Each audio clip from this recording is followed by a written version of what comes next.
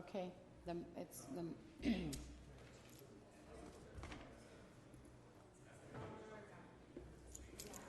so you open up Line Manager, right? Yes, and then they test. It's ready. We're good. And so we started to and when I open it up for them to test it, I do roll call at that point in time. And so as soon as they're done testing it, And then IT tests. Okay. yeah.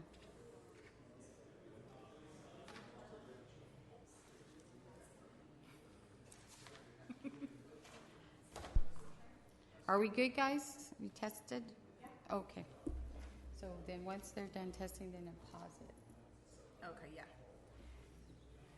Now, because I think that's what happened the last time. You have to actually push, you have to push that.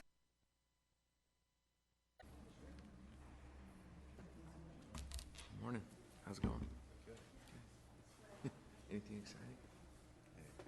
Every day is exciting. Yeah, it's that.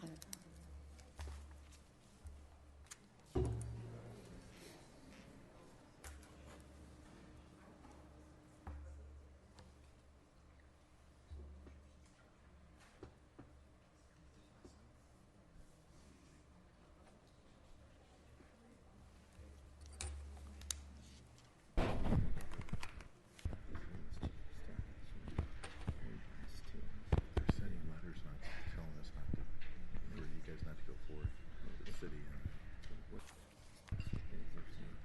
can't keep planting these irrigation districts basin by basins. Do that.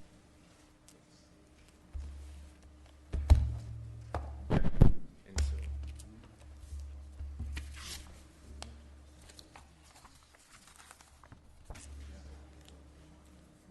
During the public comments on the irrigation. Morning. Welcome to our regularly scheduled meeting of the Board of Supervisors. If you'd please stand and join me in the flag salute led by Supervisor Vanderpool, and remain standing for a moment of silence. Ready? Salute. I pledge allegiance to the flag of the United States of America and to the republic for which it stands, one nation under God, indivisible, with liberty and justice for all.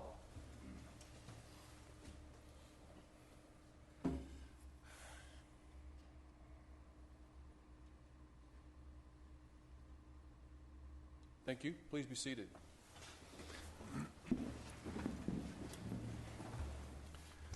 Pick up the Board of Supervisors matters and begin with Supervisor Vanderpool. All right. Well, unfortunately, this is the second time that I've done this, and I updated my iPad, and it does not show my comments that I put in this weekend when I was reading my agenda. So I'll go from memory. A couple things. First of all, I did participate in the California Restaurant or Central California Restaurant Association's food fight against hunger this weekend. Supervisor Cox participated as well. I think he got last place. I did a little bit better, but I still didn't win. It was a good time, a great cause, and really a great turnout. I think a lot of people showed up to support the event, and really enjoyed myself. So glad to do that and glad to support and show off my wonderful cooking skills. And then lastly, I was just going to make a quick plug for an event that's going to be taking place this Friday. I don't know if Supervisor Sheeta will be talking about it or not, but that is a groundbreaking for the Farmersville Boulevard interchange and roundabouts at the 198 and Farmersville Boulevard, and that is at 10 a.m., and it's located at the Irrigation District or the Conservation District office right there. So thank you very much. That's all I have. Supervisor Cox. Well, I did not get last place, but I know I did beat Supervisor Vanderpool. Was it eating contest? No, he was in a yeah. different category. He cooked steak and I cooked shrimp. There's no way he could have beat me. I'm just going by what they said. And when you tout your wonderful cooking skills, you have to do more than just turn the flame on the burner. You actually cut something and cook it. I think you let your partner do all that. Okay, so that was a fun event. We had a blast. Although it was very hot up there with all those burners going, but it was fun. This Wednesday, I do have a retirement board meeting that will take all Wednesday morning. Again, the groundbreaking in Farmersville is 10 a.m. right off the freeway there on Farmersville Boulevard. I wanted to give a little update on the Summer Night Lights program. Last year, the overall attendance was a little over 20,000 countywide. As you know, we added a few sites this year, and we're already over 21,000 attendees at those events, and we still have 2 weeks of summer to go. So we think we'll probably break 25,000. I want to thank all of our partners. We've had great response and support from the probation department, the sheriff department, the various police departments throughout the county. And a lot of you guys know Bob Ludikins, who's a very active Boy Scouter. I know he was at every one of the Visalia Summer Night Lights programs and manned the bounce house there. And it was really nice Friday when I was there. A little girl about 6 years old came up and kind of tugged his sleeve on his shirt, said, "Mr. Ludikins, can I go play on the bounce house now?" And so he said, "Excuse me, Supervisor Cox, I'm going to go play with this 6-year-old." And he did. So very nice event, gave a lot of people in the community opportunities to serve. That's all I have. Very good. Yeah, we just received a report this morning from Allison, and an example is London, which has never had a Summer Nights Light program. Their first event had 131 people in attendance, and we're waiting to hear about. They have a couple more coming up. So, and that's just been a tremendous outpouring of response. So it's great to see that. I did receive a letter from the San Joaquin Valley Air Pollution Control District office just to let people know that funding is now available for Valley public agencies and private businesses to purchase and install public access electric vehicle chargers. And through the district program, eligible applicants can receive up to $6,000 for the purchase and installation of each level 2 charger, and a maximum grant of up to $50,000 per applicant. So the goal is to try to have more of these chargers available to the public so that electric vehicles will become more commonly used. So I wanted to pass that information on to you, and that's all. I was off on assignment last week at Cayucas and enjoying the weather over there, and had to come back to this. So we had a great time and nice to be back. Supervisor Shida.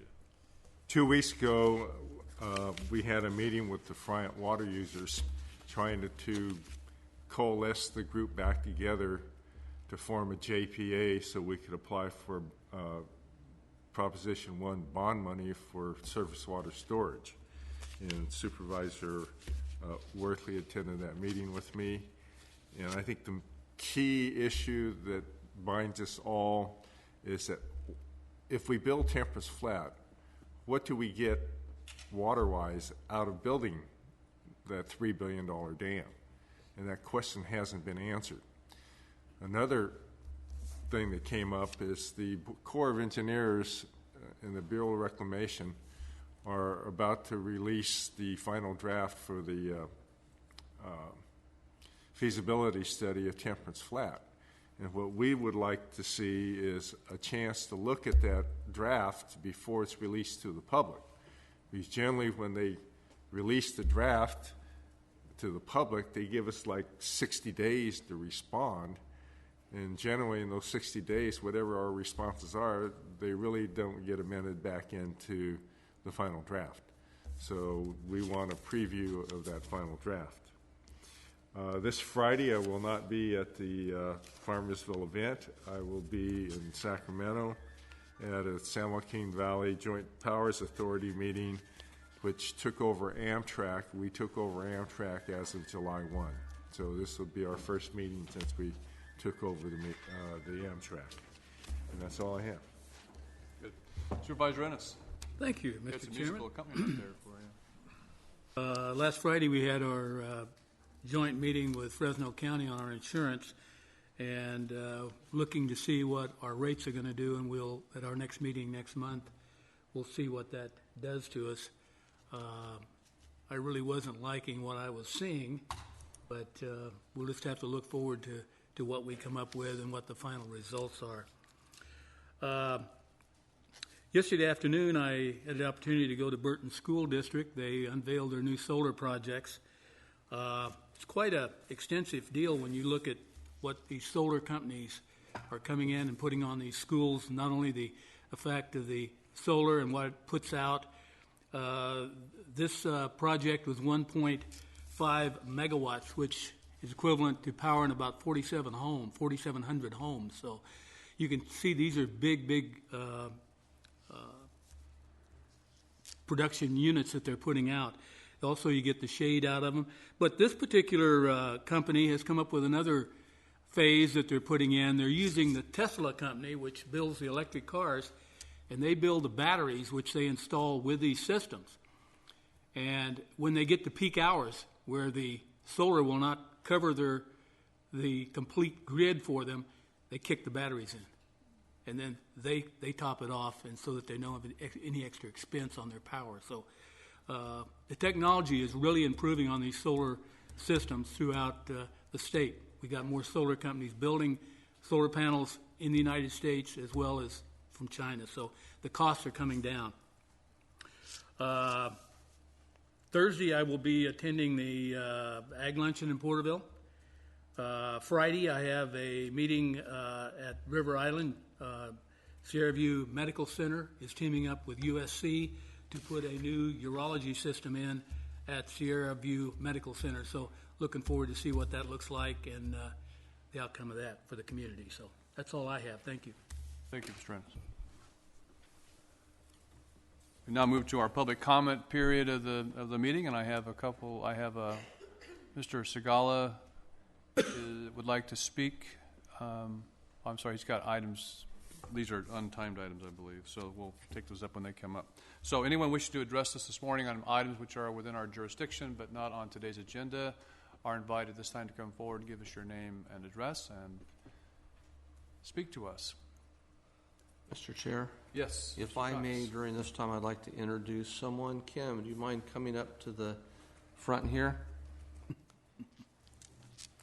This is Kim Jackson. She is our summer youth worker. She was also a lead student in this Lattice lead program we had. I asked her to give me a short bio. That is her short bio.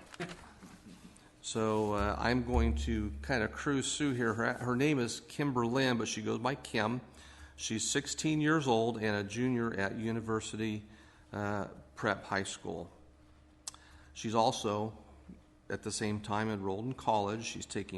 She has 47 units, and she will graduate with her associate in arts degree in business the same time she graduates high school this coming year. So she's in her senior year, right? She is a senior now. Some of her hobbies are track and field, horseback riding, FFA, and 4-H. Mr. Ennis paid real close attention when we said that. And she says she strives to be a well-rounded and involved in the community by giving back whenever she can. She has a GPA of 4.09. Didn't realize you'd get over a 4.0, but she got a 4.09. The colleges she plans to attend are impressive: Harvard, Yale, Pepperdine, and Penn. And so I would assume she's saving every penny she's making during this time right now to help pay for that tuition. She's going to major in either government, business, or economics, and we think you would do very well at any of those. We like business majors personally, though. Kim's a devoted Christian who values her faith significantly. Some of her most prominent personality traits include being spontaneous, athletic, driven, and ambitious. And I can tell the board that I've had the opportunity to give her a couple of assignments, and she is very ambitious. She's done very well with the assignments I've given her, performed above and beyond what my expectations of a current 16-year-old would be. So, Kim, welcome to the Board of Supervisors staff. You'll be here for how long? I think till school starts. I'm not too sure. Got to come around and use a microphone. They didn't hear you. I think until school starts, but I'm not too sure. Okay, so Kim has a certain number of hours that she can work through the program, and if she has hours left over after school starts, we hope to get her back in here some afternoons, right? Yes. Great. Thank you. you. This is Kim Jackson. Thank you, Mr. Cox. Welcome.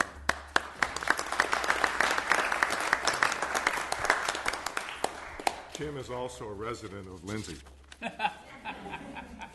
And in spite of that, she's an overachiever. I left that part out on purpose. Welcome. All right. Anybody else wishing to address during public comment period? Seeing no one, we will close the public comment Mr. Chair, period. do we have the ability to fine Mr. Castellon for having his phone go off? Can we do the Rotary? If he was in our Rotary Club, I would fine him. But. All right. Now we'll move on to our consent calendar. We need to pull item number 23 for separate consideration. Are there any other items which members that are present would like to have handled separately in our consent calendar? Anybody on the board wishing to have any matters to handle separately on the consent calendar? If not, we can take up item 23 at this time.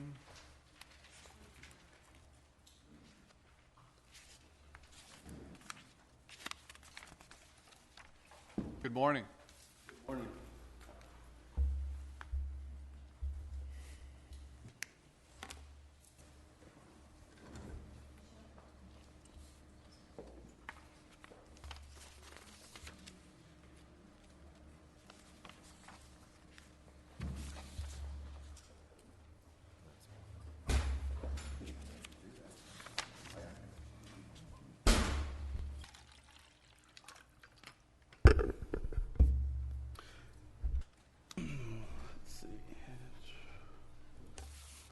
I just need to, I'm Kyle Taylor with Capital Projects. Good morning.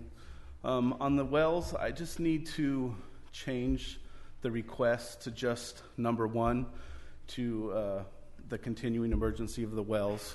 The drilling company that I was going to use for the 2 Bob Wiley wells failed to submit the required insurance documents over a 2-week period. So I'm going to move forward with a different company in which I do have all their documentation and they're ready to move forward.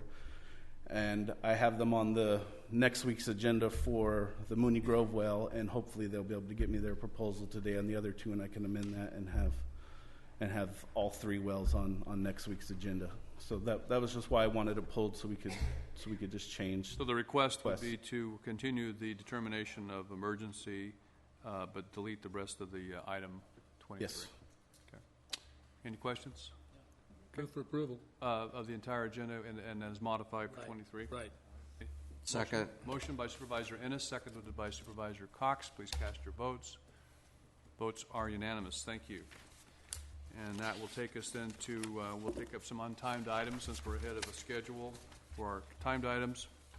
Item 44, request from the Sheriff's Department to authorize transfer of responsibility of the patrol services. Okay. I'm going to work in conjunction with the Sheriff's Department. I'm Gene Rousseau, County Administrative Officer. I'm going to work in conjunction with the Sheriff's Department and our HR Department. Turn him up a little bit. He's a little bit on the soft side.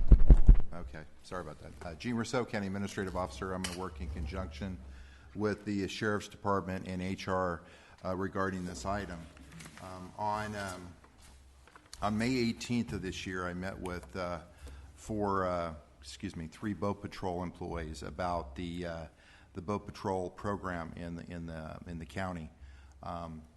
During that time, the employees shared with me their experiences on the job, performing the duties up at the 2 lakes, and some of their concerns about safety issues and what have you. During that time, they pointed out, and it was confirmed later, that there are only 2 counties in the state that don't have this function in the Sheriff's Department, Kern County and Tulare County. And Tulare County is the only county in the state that doesn't have sworn officers performing those duties. So after the meeting with the employees and hearing their concerns, it was very clear to me that this function needed to move over to the Sheriff's Department. I contacted our HR department. We met with the Sheriff's Department to talk about the transfer, and I asked the Sheriff's Department if they can do it as soon as they possibly can, and that's why this agenda item is on the agenda today. We need to clarify and clean it up a little bit because we've gone back and forth. We being the Sheriff's Department and my office regarding exactly what the Sheriff's Department is going to be doing over the next month or two. We had talked about transferring the employees. We talked about transferring the equipment. And we've settled on, although it's not reflected properly in this agenda item, having the Sheriff's Department work in conjunction with the Boat Patrol over the next couple of months during the peak season to get an idea of the extent of the program's challenges, so to speak, and what it would take for the Sheriff's Department to properly take over this function. So what I'm asking the board today to do is to basically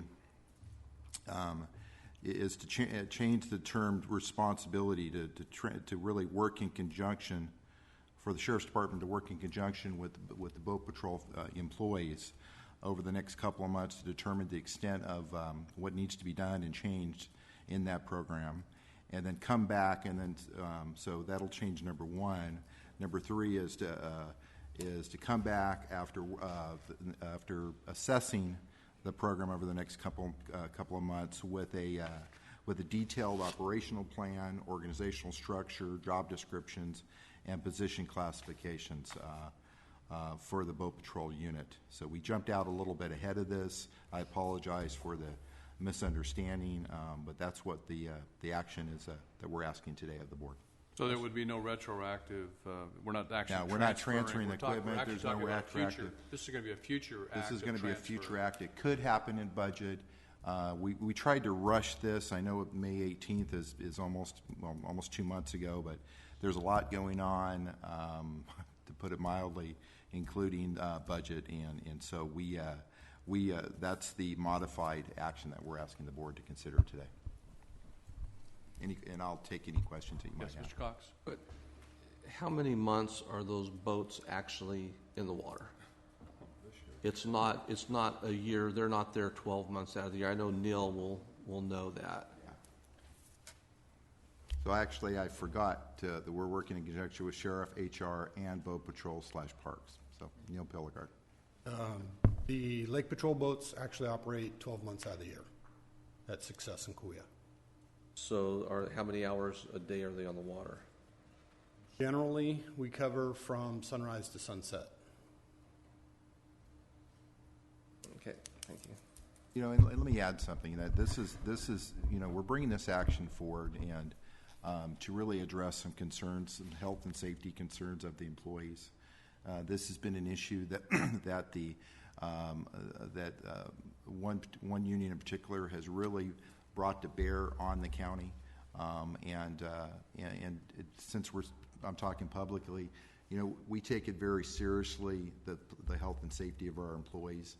We would never put them at risk or in a position that they would find negative. So we appreciate Mr. Segala's concern. I believe that's why he's got a request to speak to this item. And this works in conjunction with everything else we're doing in the county relative to space improvements. We've got an item on the agenda today for a space consultant that will help us with the transferring of employees to the Office of Ed building across the street and the old planetarium. We're going to do it right. Those folks are going to be in there for a long time, so we need a space consultant to help us with that process. So this is consistent with everything else we're doing, and I'm glad that the employees brought this to my attention. It's something that needs to be done. It's just we need a little bit more time to make sure we do it right.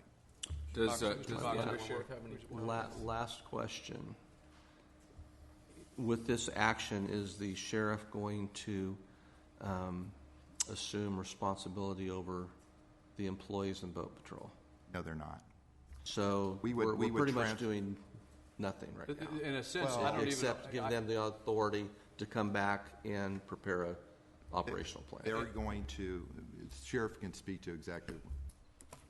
I was going to say it would have. Morning, Robin. It sounded to me like almost this is an informational item rather than an action item because we're not really doing anything. Well, other than to direct the Sheriff's Department after working with my office and the HR department to come back with the plan. I think 3 is still appropriate. All right. So. And while working in conjunction with General Services, we'll also be having sworn deputies on those boats during this test period to see how that works out, having a sworn person on the boat with a civilian.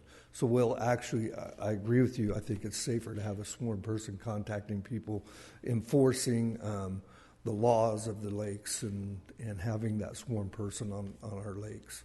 So during this test period, we'll have sworn individuals on the boats also. Yeah, and the item doesn't speak to it. This is subject to meet and confer. It could potentially, there could be some changes to the work assignments and schedules and so on and so forth. So we plan on meeting and conferring this week, and Rhonda can speak to that. One quick question. Before Rhonda goes, I would like to have Supervisor Vanderpool. So in a sense, then, what you're saying, Under Sheriff, is we're going to have 2 people on the boats, and currently we have 1, and so now it's going to be the typical Lake Patrol employee that has done the job along with a sworn deputy. So there will be correct. 2. Okay. And Mr. Chairman, if I could clarify just 1 second, because we're all using the phrase meet and confer as shorthand, but the decision as to where this function goes in the county structure is a fundamental managerial policy decision, and that is not subject to meet and confer. What would be subject to meet and confer are the impacts on the employees that are in those positions now, and absolutely, that's the kind of meet and confer that we're talking about. Didn't want there to be any confusion. Chairman, Rhonda Schustrom, Human Resources Director. We do have scheduled a meet and confer this week with SEIU on the impacts should a transfer occur. And we wanted to begin the dialogue with them and continue the dialogue that they have had with the CAO's office and to answer any questions that they may have. So we do have that scheduled, and we'd like to keep that calendared so that we can keep this process moving forward kind of on both tracks in terms of the services and operations as well as the meet and confer process. Any other staff reports on this matter? Any other questions? Sounds to me like we're in the process of baking something. It's not ready, or mixing the ingredients. We're not ready yet to stick it in the oven. So, so you've heard the request for the modification. Mr. Segala, did you wish to speak to us on this matter?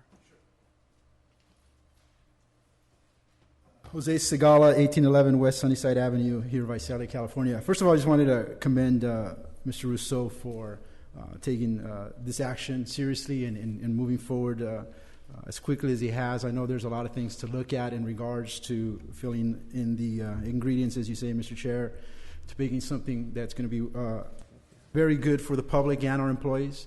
I've come and talked to you about this before, about their concerns about health and safety, so we're very, very glad that this moves forward. Yes, we will, believe, have a meeting on Wednesday to continue the discussion, to talk about the impacts that may happen.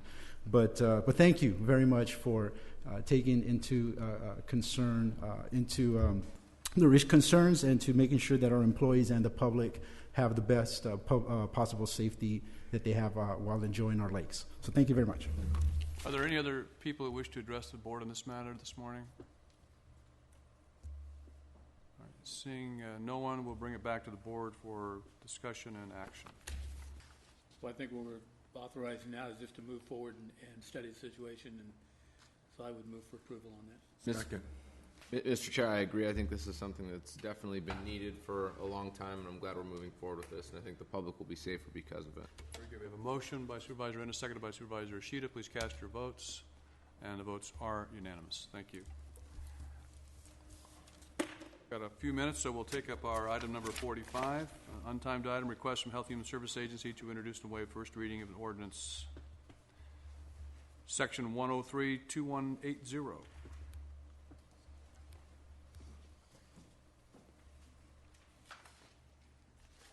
My icon got moved, I'm sorry. I don't know which icon it got moved.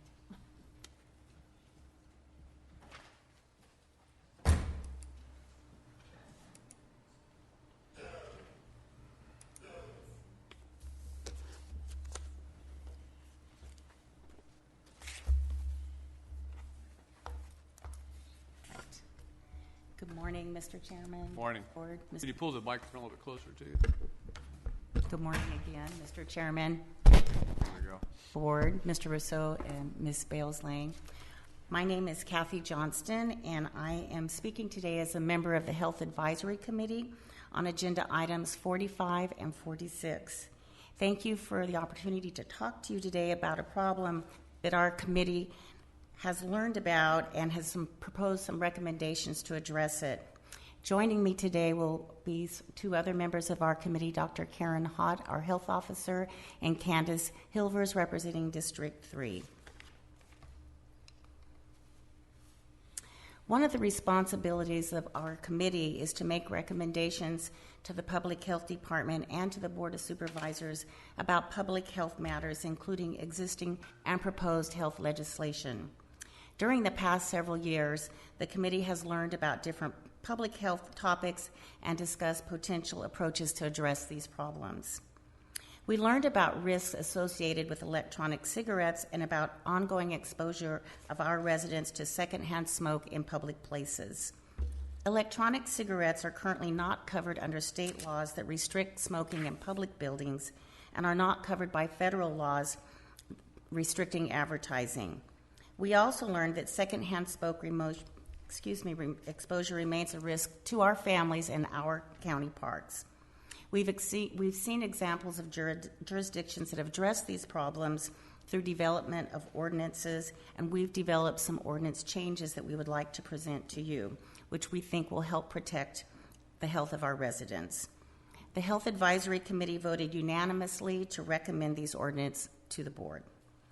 Our goal is to promote the healthiest environment that we can for our families. And at the moment, we're looking at this issue because of its potential for rolling back one of the greatest public health achievements. We know that smoking contributes to Americans living shorter lives and complicating other health issues. I will present a little bit of what e-cigarettes are, and then Dr. Hott will talk to us about some of the health impacts, and Ms. Silvers will present the ordinance changes that we are proposing. Commonly known as e-cigarettes, in the ordinance they are referred to as electronic smoking devices, since they often use different names, take different forms, and are continuing to evolve. They're battery-operated devices, and what they do is aerosolize liquid nicotine and different flavors and other chemicals for the user. The devices have a number of different parts, including the cartridge, which holds the liquid nicotine, and as you can see, at the end is a little LED light, which makes it look like a glowing cigarette, which appeals to some. The nicotine levels vary greatly on all of these different products, and the labeling's not always accurate. And even some of the ones that are claim to be no nicotine, there have been found to be nicotine in levels of them. They are less expensive than cigarettes, and part of that reason is because that they are not subject to the same taxes that cigarettes are. And the cartridges come in many different flavors, as you can see, which is very appealing to young people, our youth, and young adults. Notice that the woman does have a glove, and that is because those chemicals are toxic, and that's why she has the glove on. I will turn it over now to Dr. Hott. Morning, Dr. Hott. Good morning. Thank you all. I'm Dr. Hott, health officer and member of the Health Advisory Committee. So I want to just go over a few of the health effects or our concerns about e-cigarettes. One of the major health concerns is the aerosol that's emitted from the e-cigarette, the electronic cigarette. It's not just a harmless water vapor. It's an aerosol that contains many different chemicals, 10 of which are known to be cancer-causing or cause birth defects, such as benzene or formaldehyde or nicotine. It also contains particulate matter, which can settle in the lungs and cause inflammation. And the problem is it's both for the user and for those around the user. So the secondhand aerosol can also affect those around them. And the problem is that there's limited restrictions on the use of e-cigarettes, and people can use them in public places currently, and including in a workplace. Another health concern is the nicotine itself, which is very addictive. They're marketing cigarettes as a cessation device at times, but there's no medical evidence that this is true, that this is effective. In fact, there is evidence that they are addictive and leading more people to smoke. Also, there's an increased number of poison center calls related to the extreme toxicity of the concentrated liquid nicotine. There's also a lack of restrictions on marketing, and they're particularly marketing the cigarettes, these electronic cigarettes, to young people. They're very popular with younger adults, and including our youth. Across the country, there's been a tripling in the use of electronic cigarettes by adolescents. And here in Tulare County, the survey in 2013-2014 showed that approximately a third of our ninth graders and 11th graders had used electronic cigarettes.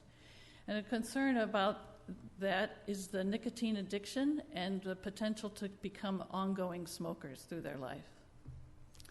So to talk about the committee's recommendations about an ordinance that might help prevent some of these exposures is Ms. Hilvers, another member of our committee. Thank you. Morning. Good morning. Thank you for giving us time to talk to you about this. I'm going to pull that mic down a little bit. Okay. I'm short. I'll be talking about ordinances, including in the parks and the use of e-cigarettes. Our current laws don't protect youth, workers, or the public from exposure to the emissions of e-cigarettes. In fact, many of the e-cigarette ads indicate that the use of e-cigarettes is a way to get around the smoking ban. While learning about e-cigarettes, we realized that there is a gap in protecting families from secondhand smokes at our parks.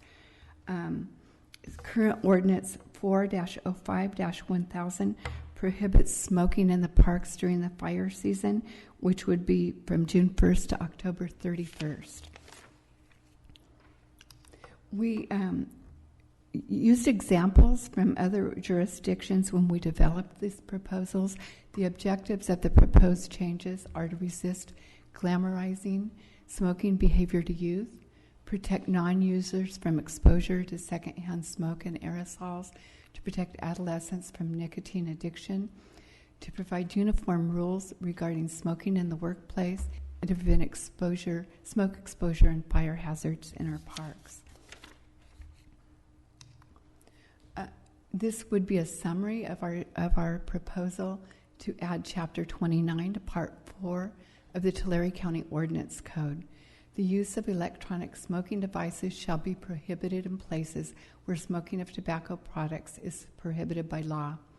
Sale of devices and paraphernalia to minors, self-service displays, and non-sale distributions are prohibited. Violations will be subject to civil and/or criminal penalties, with multiple violations resulting in higher penalties. The chapter may be enforced by a peace officer, code enforcement officer, or private enforcer. The amendment that we're proposing of Section 1-03-2180 of the Tulare County Ordinance Code, it currently is and says it's unlawful for any person to smoke in any building.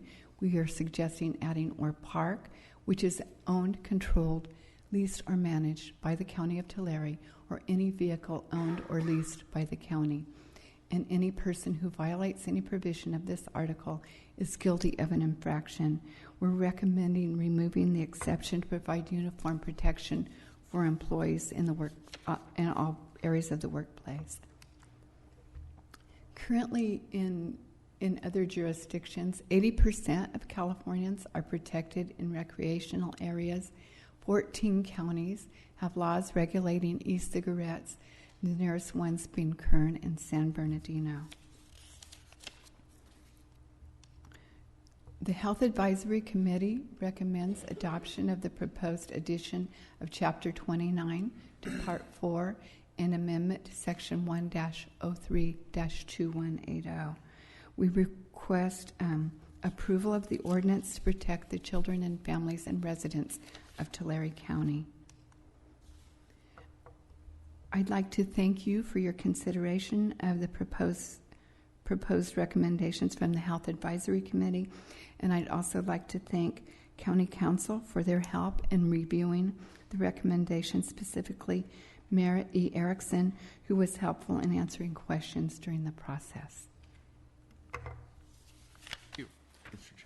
Yes, Pete, I'm a supervisor. Yeah, I just want to, first of all, commend the Health Advisory Committee. Nice job, Kathy, Candy, and Dr. Hott. This is the first time you guys have made a presentation to the board except for declaring the Public Health Month, so thank you for coming today and doing this. The Health Advisory Committee is near and dear to my heart as I helped create it, and I sit as the chair of it. So I've kind of tipped my hand a little bit as to where how I'm going to be voting on this and how I feel about this. But I think you guys did a great presentation today, and I really do think that this proposed ordinance change is really in the best interests and health and really safety of our county residents. Because if you look at this fire season right now that we're in. We have banned smoking during the summer months, but it's pretty darn dry up in the forest and in all of our parks, regardless of what month it is. And so there's always a potential for a fire to be caused by a cigarette. And I know one of my colleagues might be a little ticked off about this ordinance because he's a smoker, but I think for the general public, this is really going to be a really good thing. So that's all I have to say, Mr. Chair. Chairman, I am ticked off. To me, this is a nanny move. You're saying that nicotine is an addictive substance, and someone who smoked a lot of years, you're denying me the opportunity of using a public facility.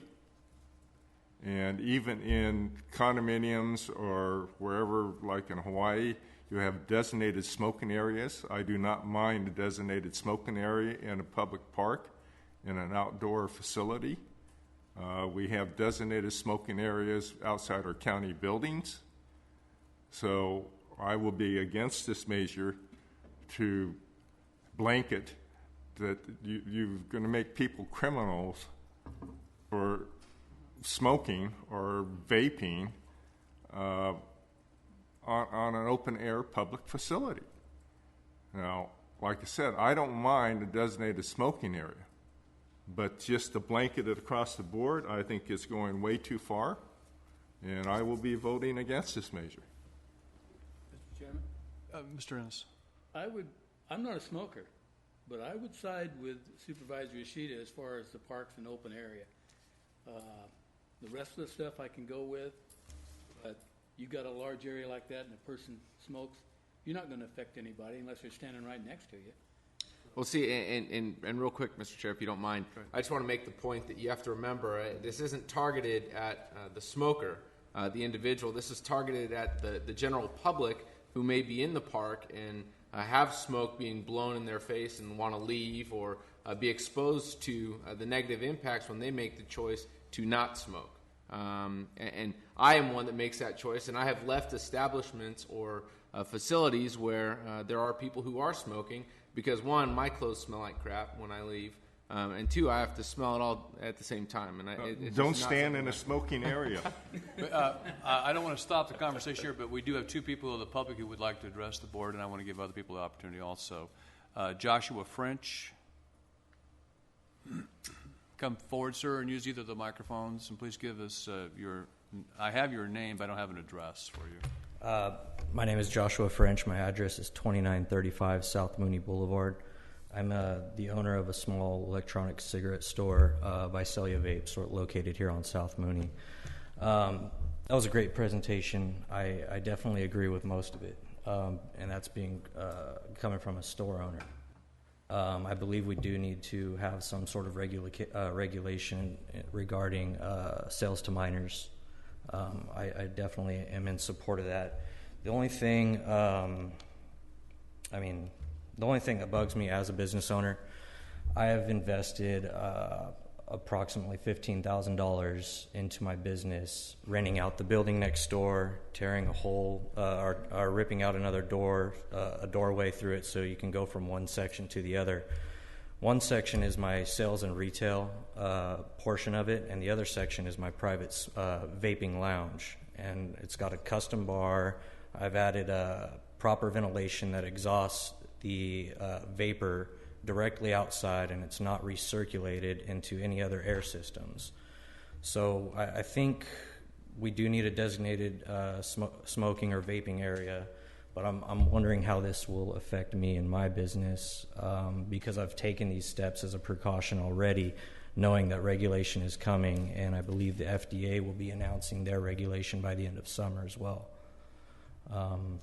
But I do agree with both parties. There needs to be some sort of separate, some guidelines there. But in my business, will I be treated like a hookah lounge or a private cigar bar? Will we be allowed and my customers to vape inside? Because it's really all about the flavors. That's the whole experience of a vape shop. Customer comes in, they want to get off tobacco. We hand them a tobacco with like a caramel, a creamy tobacco flavor, so they get away from the cigarettes. And that's why they enjoy the electric cigarette so much, is because we can adjust and assimilate them into liking the flavors. Nicotine levels vary, but we do all of our testing with 0 milligrams nicotine in public, so there's no exposure to secondhand nicotine. I'm just wondering how this will affect me and my business, because it was hard for me to get a job, and right now I'm living my American dream. I'd like to keep that. Good. Thank you. Thank you. Derek Bailey.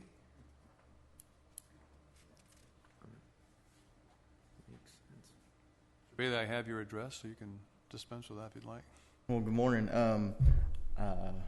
I actually manage his business for him, and there has been, numerous accounts of different counties and even statewide regulation that have been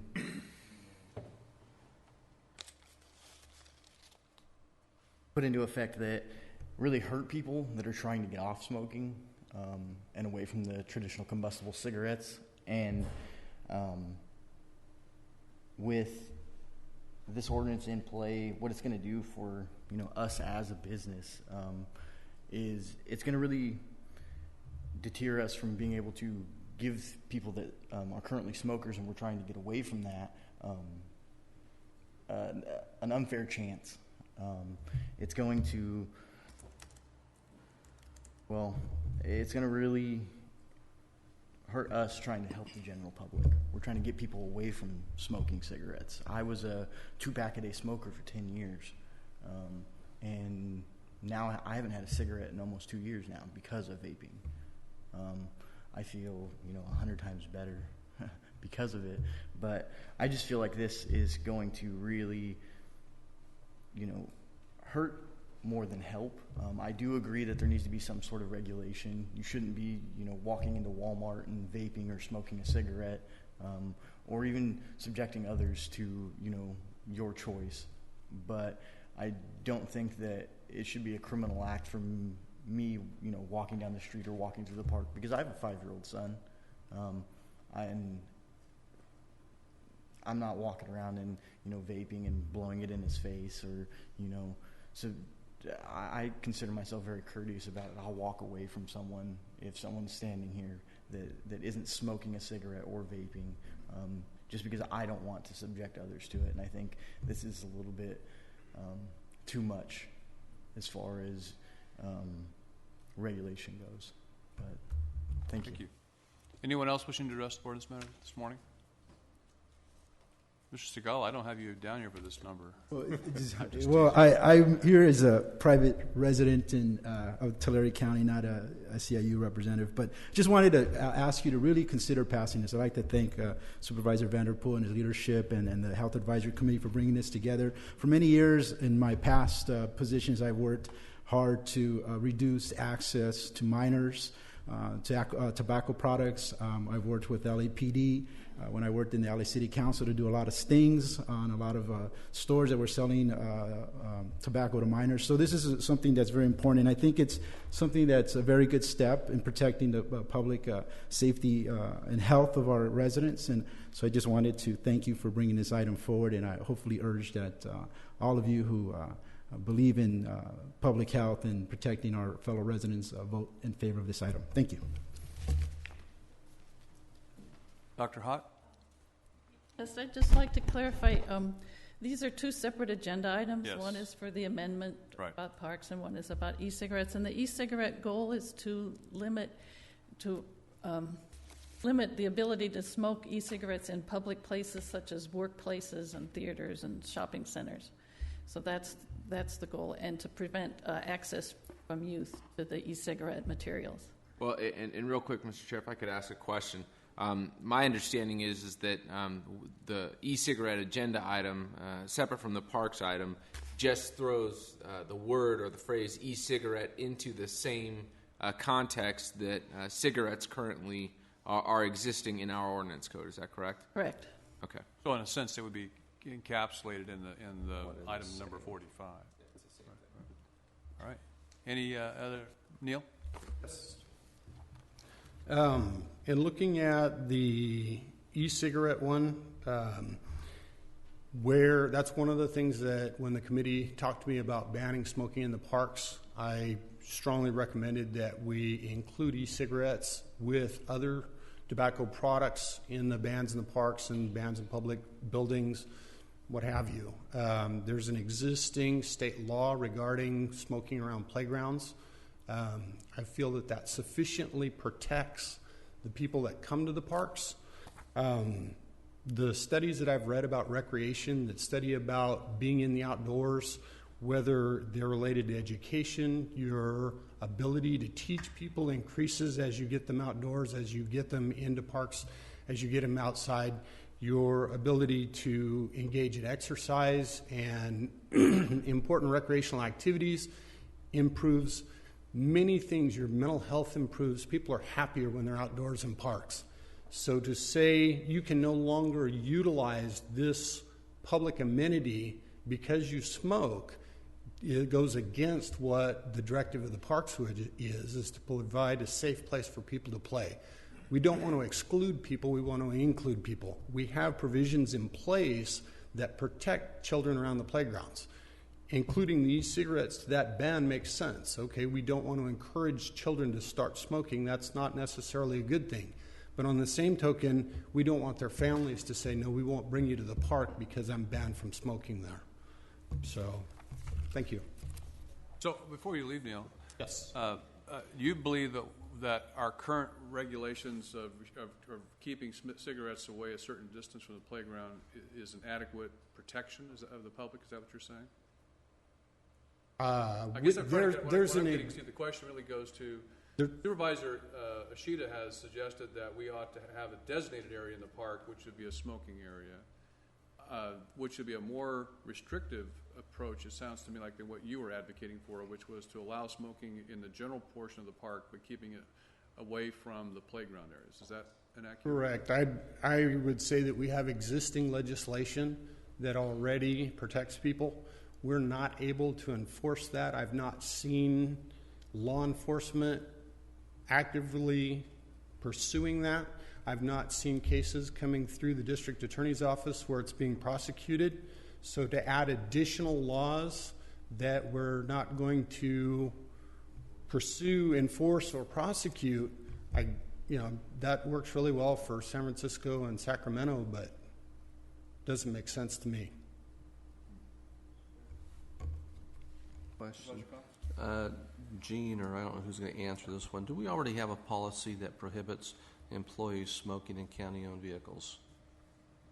Well, there was that, but there was a line that they're striking out that says if a car was designated essentially for that one employee, it appeared that person had the ability to smoke in the car. There was some limited ability for vehicles that were assigned to a particular employee all the time, and the proposal is to change that. But yes, we've had that's actually been state law that workplaces are not subject to smoking for a long time, and we determined, I'd say your board, but prior boards determined that a workplace included a vehicle. Thank you. It does not include, however, and this has been an interesting proposal to listen to, the vaping, the e-cigarette portion of the activity. Well, we have an interesting conversation here this morning about this matter. So I wanted to bring it.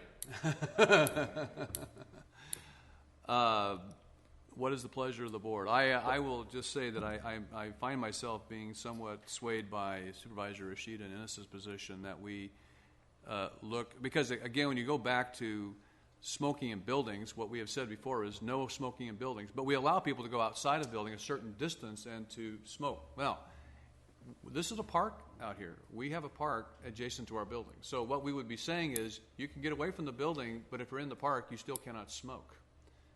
So then you have to go out to a public sidewalk or something, and we start getting to this, parsing this down to a very awkward situation. It is still legal to smoke. It's not an illegal activity where we're getting people to, it's not illegal for them to do that.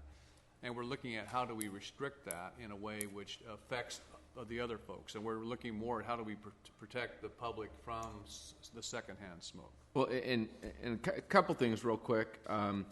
I'm not against a smoker. I like Alan even though he smokes, but or someone who vapes. That doesn't really matter. But to me, it's a choice that I make to not do that, and for my family and for people who make that choice, they should also be protected as well. And that's really the point that I'm making. But another potential for this ordinance is to actually create or carve out a small designated smoking area, like a 2-foot by 2-foot space or something, in county-owned parks. Or I'm being sarcastic about the 2-by-2 space, but that's another potential as well that I would throw out there. But I do think it needs to be made apparent that this board is working to protect the general public and not just protect the rights of smokers. We should also be protecting the rights of those who choose not to smoke. That's a fine line between whose rights better than the other person's rights. I'm not saying that my rights are better than yours. Supervisor Cox wanted to say something.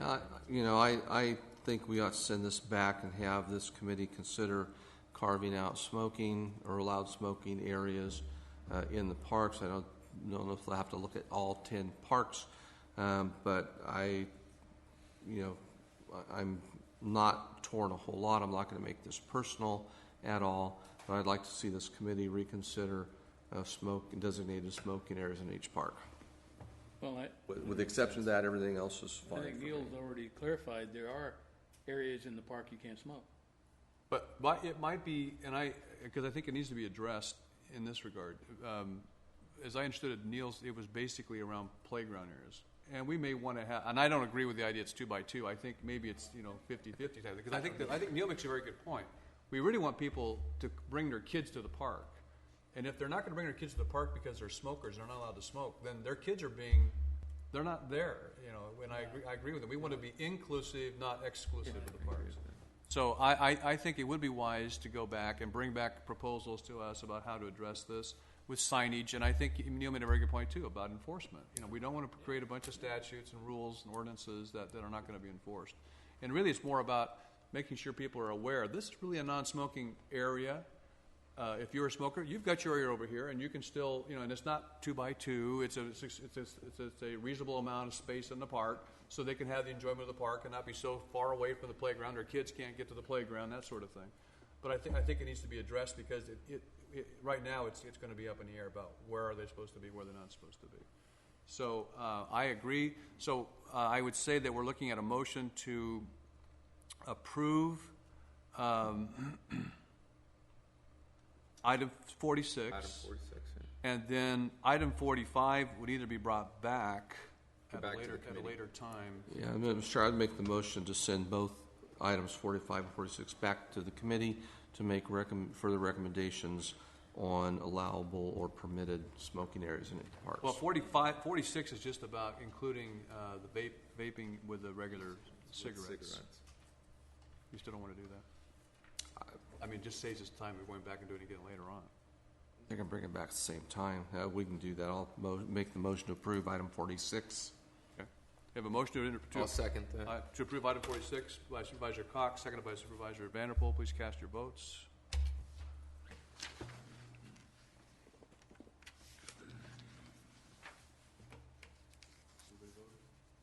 We have it passes 3-2. Supervisor Ishida, Supervisor Ennis voting against that. And then item 45, is there a motion to table this matter and then have it brought back at a later time for consideration? So moved. Second. Motion by Supervisor Cox, seconded by Supervisor Ishida. Please cast your votes. That vote is passed 4-1. Supervisor Vanderbilt voting in opposition. Very good. Thank you. Controversial, huh? All right. So now we'll come back to our timed items. And first item is item number 3, public hearing, request from Resource Management Agency to deny the appeal filed by Greg Redeker of Stott Outdoor Advertising. Morning, Mr. Wash. Good morning, Chairman.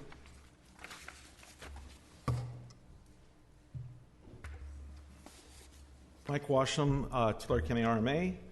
Today we have an appeal by Mr. Redeker of Stott Outdoor Advertising for the Planning Commission denial of a final site plan. Michael, excuse me. I have a script I'm supposed to read. Boy. Let me Okay. Do my script Certainly. first, then it'll maybe expedite things a bit, and maybe not. This is a hearing to consider the appeal related to the Planning Commission denial of final site plan number PSR 15-001 for an off-site advertising billboard. That permit was approved by the Planning Commission at its May 13th meeting. This hearing is being held on July 21st, 2015 at 10 a.m. At 2800 South Mooney Boulevard, Visalia, California, 93291, and is at the request of Greg Redeker of Stott Outdoor Advertising. The hearing is open to the public. However, if any member of the public disrupts the hearing, he or she will be asked to leave. The board shall hear all pertinent evidence offered by all interested persons.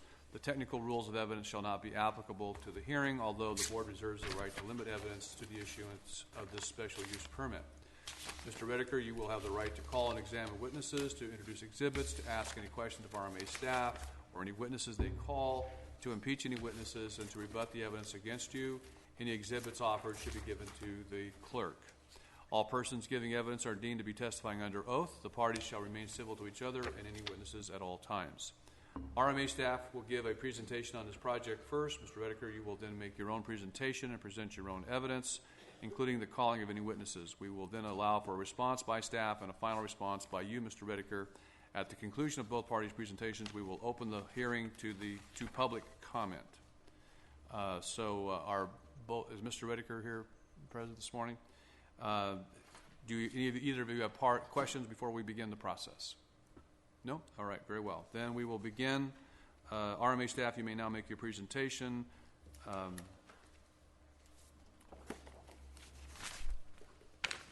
should be it. Okay. Now you begin, Michael. Okay. Thank you. Thank you, Chairman, Board, CAO, County Council. The proposed project was for an amendment to a final site plan number PSR 00010 for a truck service and repair facility to allow installation of an outdoor advertising billboard. The site's located on the west side of North Fremont Street, approximately 300 feet south of Hermosa, inside the city of Lindsay's urban development boundary. The site is zoned C3 SR, Service Commercial Site Review Combining Zone, and is immediately adjacent to the city on 3 sides.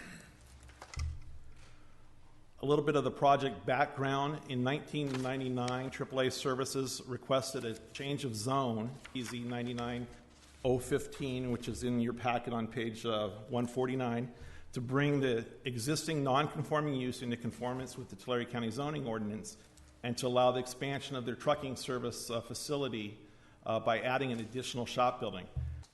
At that time, the City of Lindsay, while they were not opposed to the additional shop, they raised concerns that other allowable uses in the C3 zone were not compatible with the city and county general plan designation of highway commercial. In cooperation with the city's request, the county approved the change of zone to C3SR combining zone, which can regulate the standards of development and the land use.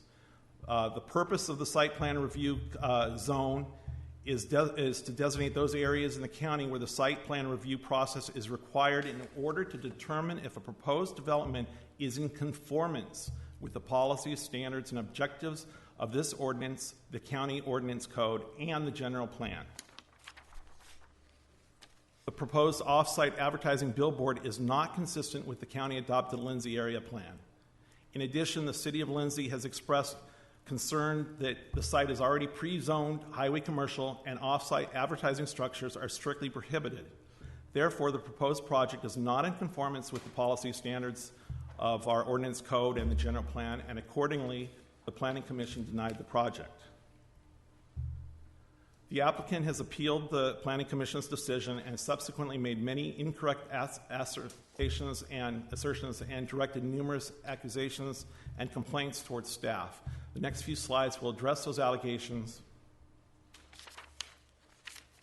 Number one, inaccurate representation by policies by the planning county staff. The applicant unfortunately omits information that's been provided to them on multiple occasions regarding the C3SR zoning on the subject site and continues to misrepresent that billboards are allowed by right in that zone. Billboards are not allowed by right on the subject site because of the SR overlay, which requires Planning Commission discretionary approval.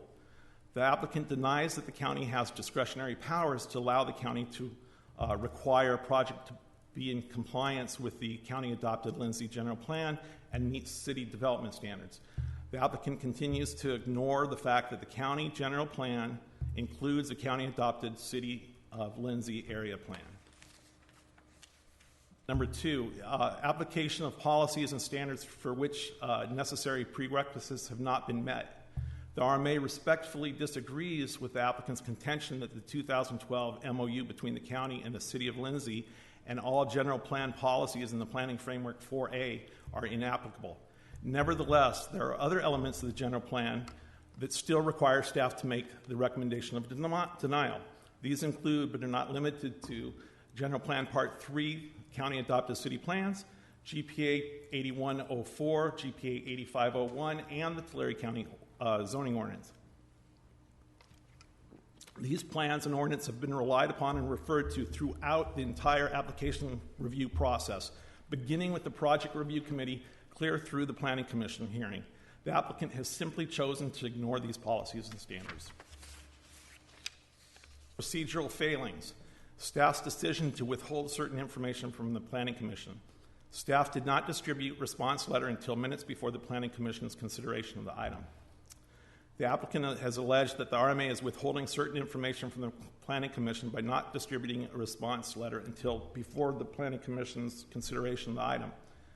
The applicant's correspondence was received the day before the Planning Commission meeting.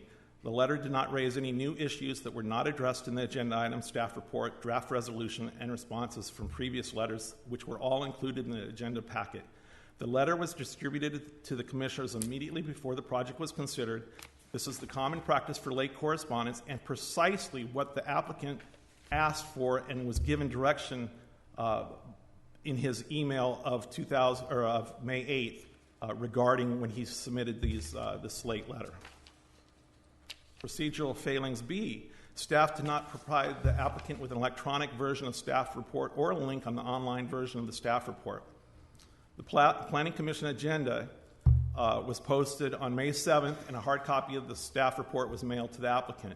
The applicant had been given notice of when and where the posting would be available, evidenced by he had a letter that he had submitted on May 8th, just a few hours, less than 24 hours after the agenda went online. So therefore, he knew exactly where it was and responded accordingly.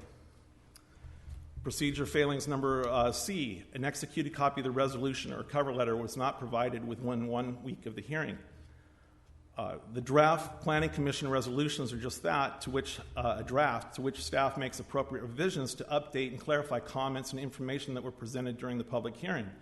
In this particular case, the draft resolution was completed on Monday the 18th. It was recorded on May 19th, and once we got a copy of the recorded document, it was emailed to the applicant on the 22nd. The applicant was informed by the Planning Commission that the decision was appealable within 10 days, and instructions on the appeal process were emailed to the applicant the very same day of the hearing. The appeal process does not require the attachment of a resolution, and furthermore, it was kind of inferred in the letter that he didn't have time to prepare. We delayed this hearing today by over a month to accommodate his vacation in June, so he's had plenty of time to prepare for this hearing. Inaccurate characterization of how CEQA applies to the project. Environmental factors are analyzed in the CEQA review, including potential impacts such as degrading existing visual character or quality of the site and its surroundings, or the creation of new sources of substantial light or glare which would adversely affect day or nighttime views in the area. The county-adopted Lindsay Land Use and Circulation Plan has designated that intersection of Highway 65 and Hermosa as a scenic entrance corridor and states the visibility land area within the street or the highway of that area can be realistically subjected to special aesthetics controls for land use. The CEQA review process should discuss any inconsistencies between the proposed project and the general plan. The city has also expressed a concern for the cumulative effect of what would certainly be a non-conforming billboard located in Lindsay's scenic entrance corridor once the city has annexed the land. The applicant further alleges that we withheld information. The applicant complains that the visual simulations and operational statement were not included in the staff report. The staff report summarized the operational statement within the project description. In regard to the visual simulations, the applicant was notified on February 4th that full-color photos do not photocopy well for the packets and that the visual simulations would be included in the PowerPoint presentations. Accordingly, the visual simulations were included on slide 4 of the staff's PowerPoint presentation. In addition, the applicant was given the opportunity to present his own 16-slide PowerPoint presentation, which he also included the visual simulations.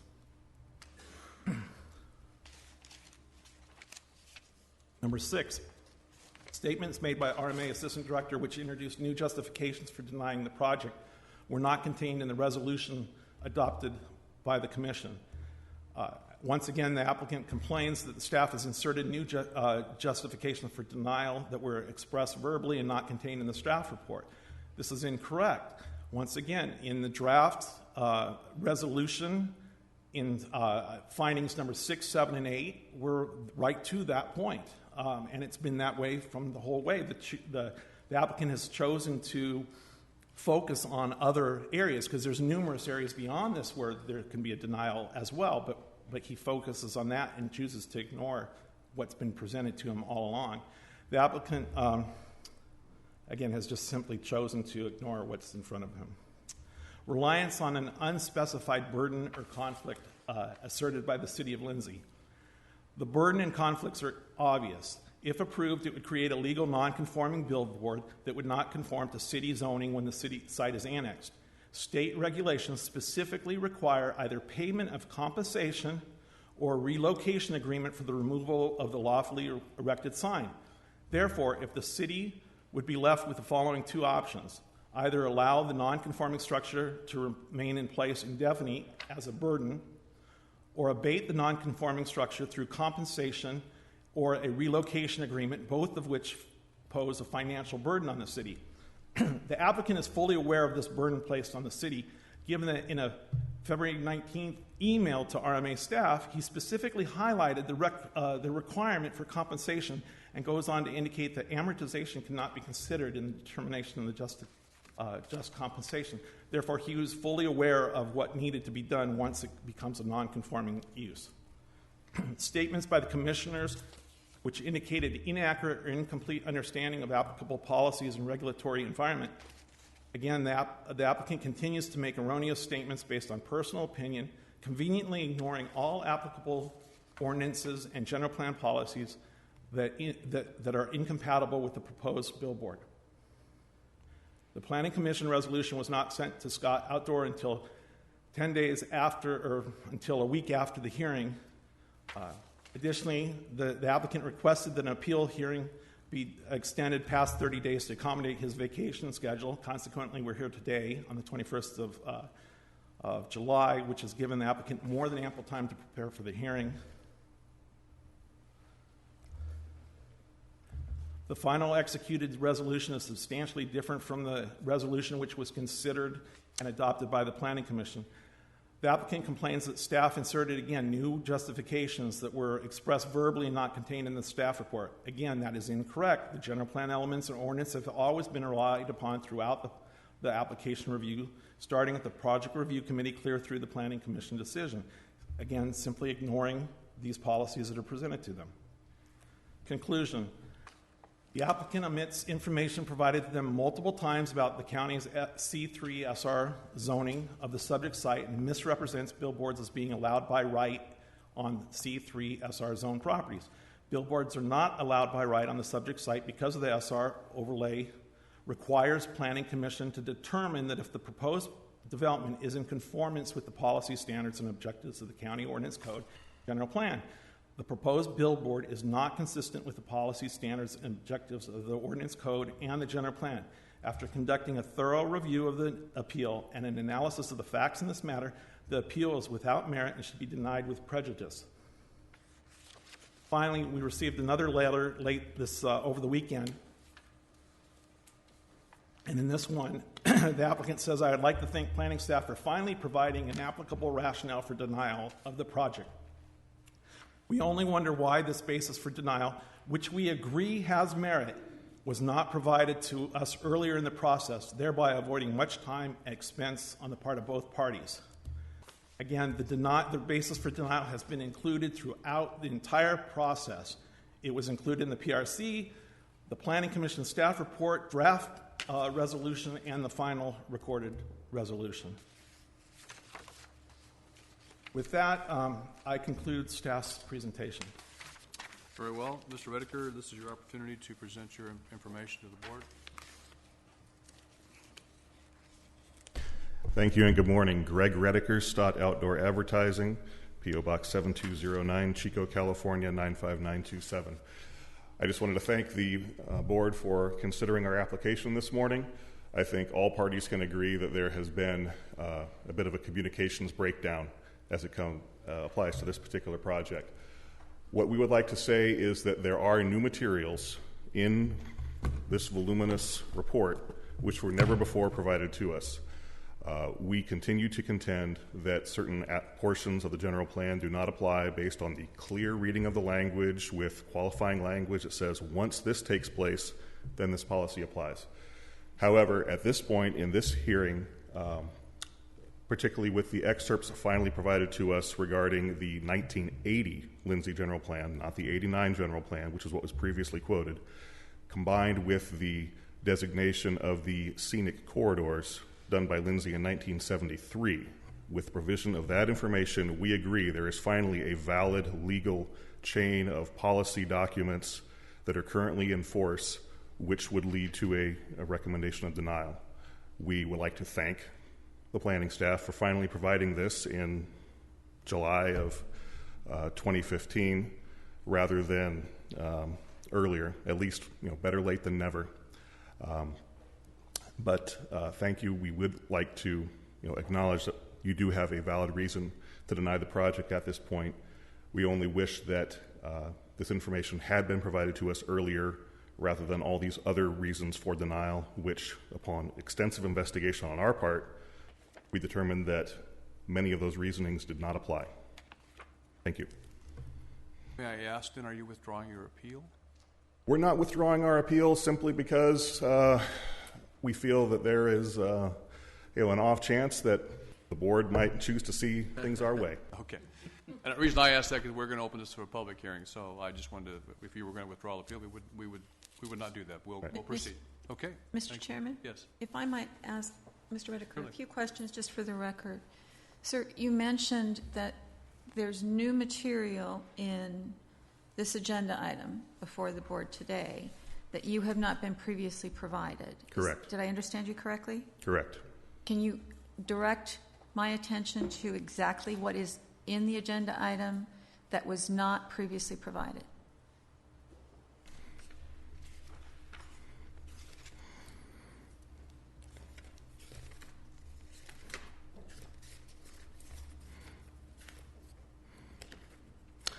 I would say that the sequentially numbered pages 172 through 174 have never been provided to us. All previous references to the Lindsay General Plan were to the 1989 version of the plan. That caused us some consternation simply because the county adopted the Lindsay General Plan in 85 and 81. Can I ask, other than pages 172 to 174, is there any additional material that you refer to? Yes, there was a full resolution for when the rezoning took place back in 1999, and then there was also the new letter from Brian Sponhurst of the City of Lindsay. And I'm sorry, do you have page references for those, or are you're referring to materials that are in the agenda packet? Is that correct? Correct. So the resolution will be starting on page 150, and then the letter from Brian Sponhurst dated June 16th, 2015, starting at page 193. What I would like to say is that for us, the crux of the matter in terms of why we're here is on pages 69 and 70 of your agenda packet. On page 69 is where the assistant director said, we're going to recommend denial based upon the spirit of the memorandum of understanding without giving any, to our mind, valid technical reasons why they should be recommending denial. All right. Are you arguing that that material, the material you have identified as new, let's call it, has prejudiced you in some way? Have you been prejudiced by, has your appeal been prejudiced by this new material being provided to the board? We agree that because of this new material, staff's position to deny the project has merit. Thank you. All right, this time we'll open the public hearing. Anyone wishing to address this matter is invited to come forward at this time and present testimony. Seeing one. Good afternoon. Morning. Thank you very much, Chair of the Board, members of the Board of Supervisors. My name is Jim Moravec with Stott Outdoor Advertising. I'm the general partner of the company. Have been in business since 1949. I've been the general partner since 1991. We've done business in Tulare County for a good many of those years and continue to do business in Tulare County, and we appreciate the relationship that we have with the folks in Tulare County, the business owners, the property owners, et cetera, et cetera. Being from Butte County, which is very much a mirror of Tulare County on the other end of the valley, we just appreciate the opportunity to do business down here. The clerk of the board, I think, had some questions that we're preparing for litigation. I can assure you that there is no litigation in mind on behalf of Stott Outdoor Advertising. We do see this situation as somewhat unfortunate. I have been involved every step of the way with Mr. Redeker as we've gone through this process, and the information that was provided by county staff was quite frankly ever-changing as we went through the process. From the initial meeting that we had with them in March of 2014 to November when we went through the initial review process, to being given the opportunity to withdraw our application and a refund of fees in February. At no point was much of the information that has now recently been provided that is a valid justification for denial of the project, as Mr. Redeker pointed out. Never was that presented to us. Otherwise, we would not be here, because we agree that the information presented was a valid reason for a valid justification for denial of the project.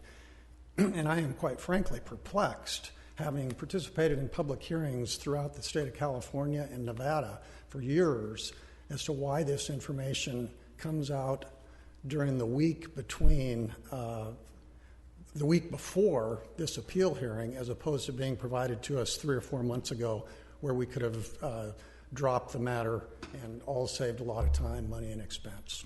Thank you for your time and consideration today. Thank you for being here this morning, sir. Mr. Chairman, just to correct the record, it's an honor to be designated as your clerk, but I am your attorney in the county council. All right. Anyone else wishing to address us this morning? Yes, sir. Good morning. My name is Brian Sponhurst. I'm with the City of Lindsay Planning Department. I'm just here to basically let the board know that we've been very clear from the beginning our concerns with the project.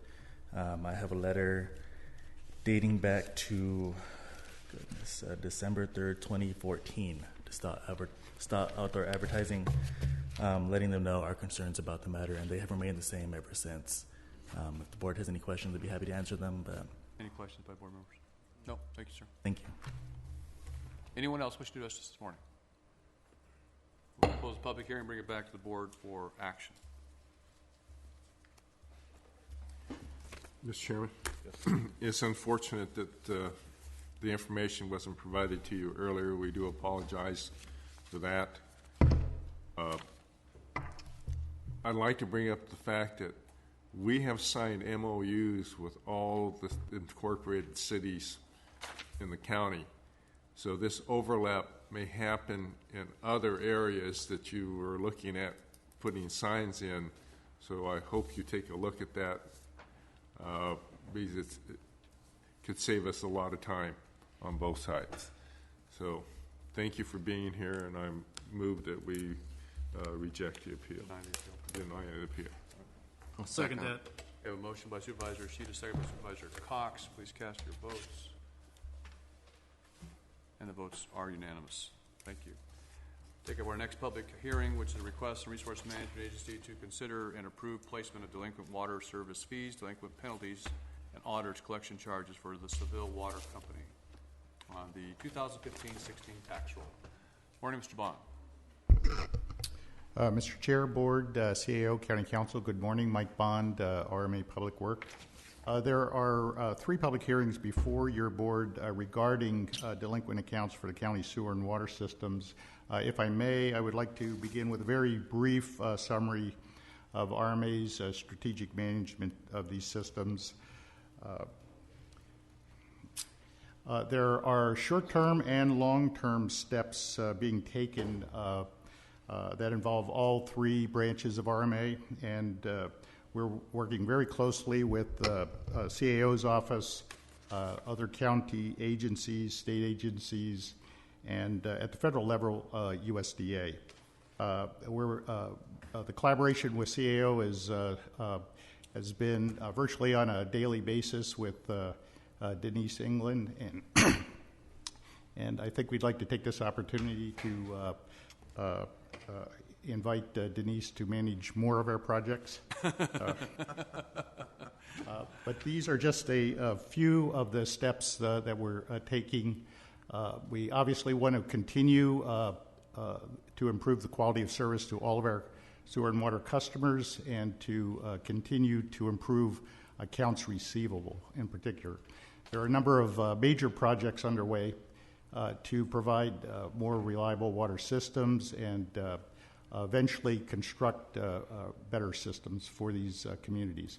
The North County Regional Surface Water Treatment Plant, that feasibility study is to be completed by September 30th, and it will actually address surface water option for 7 disadvantaged communities. The Yedem Seville Water Feasibility Study is underway. We've acquired a well test site, and we're addressing environmental issues on that project. The Munson Emergency Water System is underway, and we're working very closely with CAO and Denise, where literally there is no system, and there are a number of others as well. We're also looking at practical or more immediate efforts such as water meters. Denise has led the charge in that front as well. We'll be bringing to your board very soon a request to update the ordinances for sewer and water service. and for the water conservation program.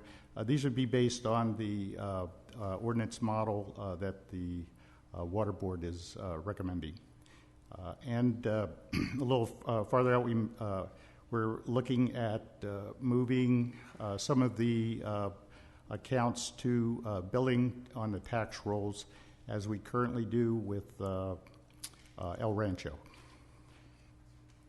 And I'm happy to answer any questions now, but if you prefer to wait till after the public hearings, I'd be happy to at that point. Proceed, Mr. Bond. Thank you. The public hearing for the Seville Water Company to address the delinquent service charges. These are this is a summary of those charges. There are 75 accounts, of which 21 are delinquent. That's about 28%. So the amount that would be rolled to the taxes is $7,719.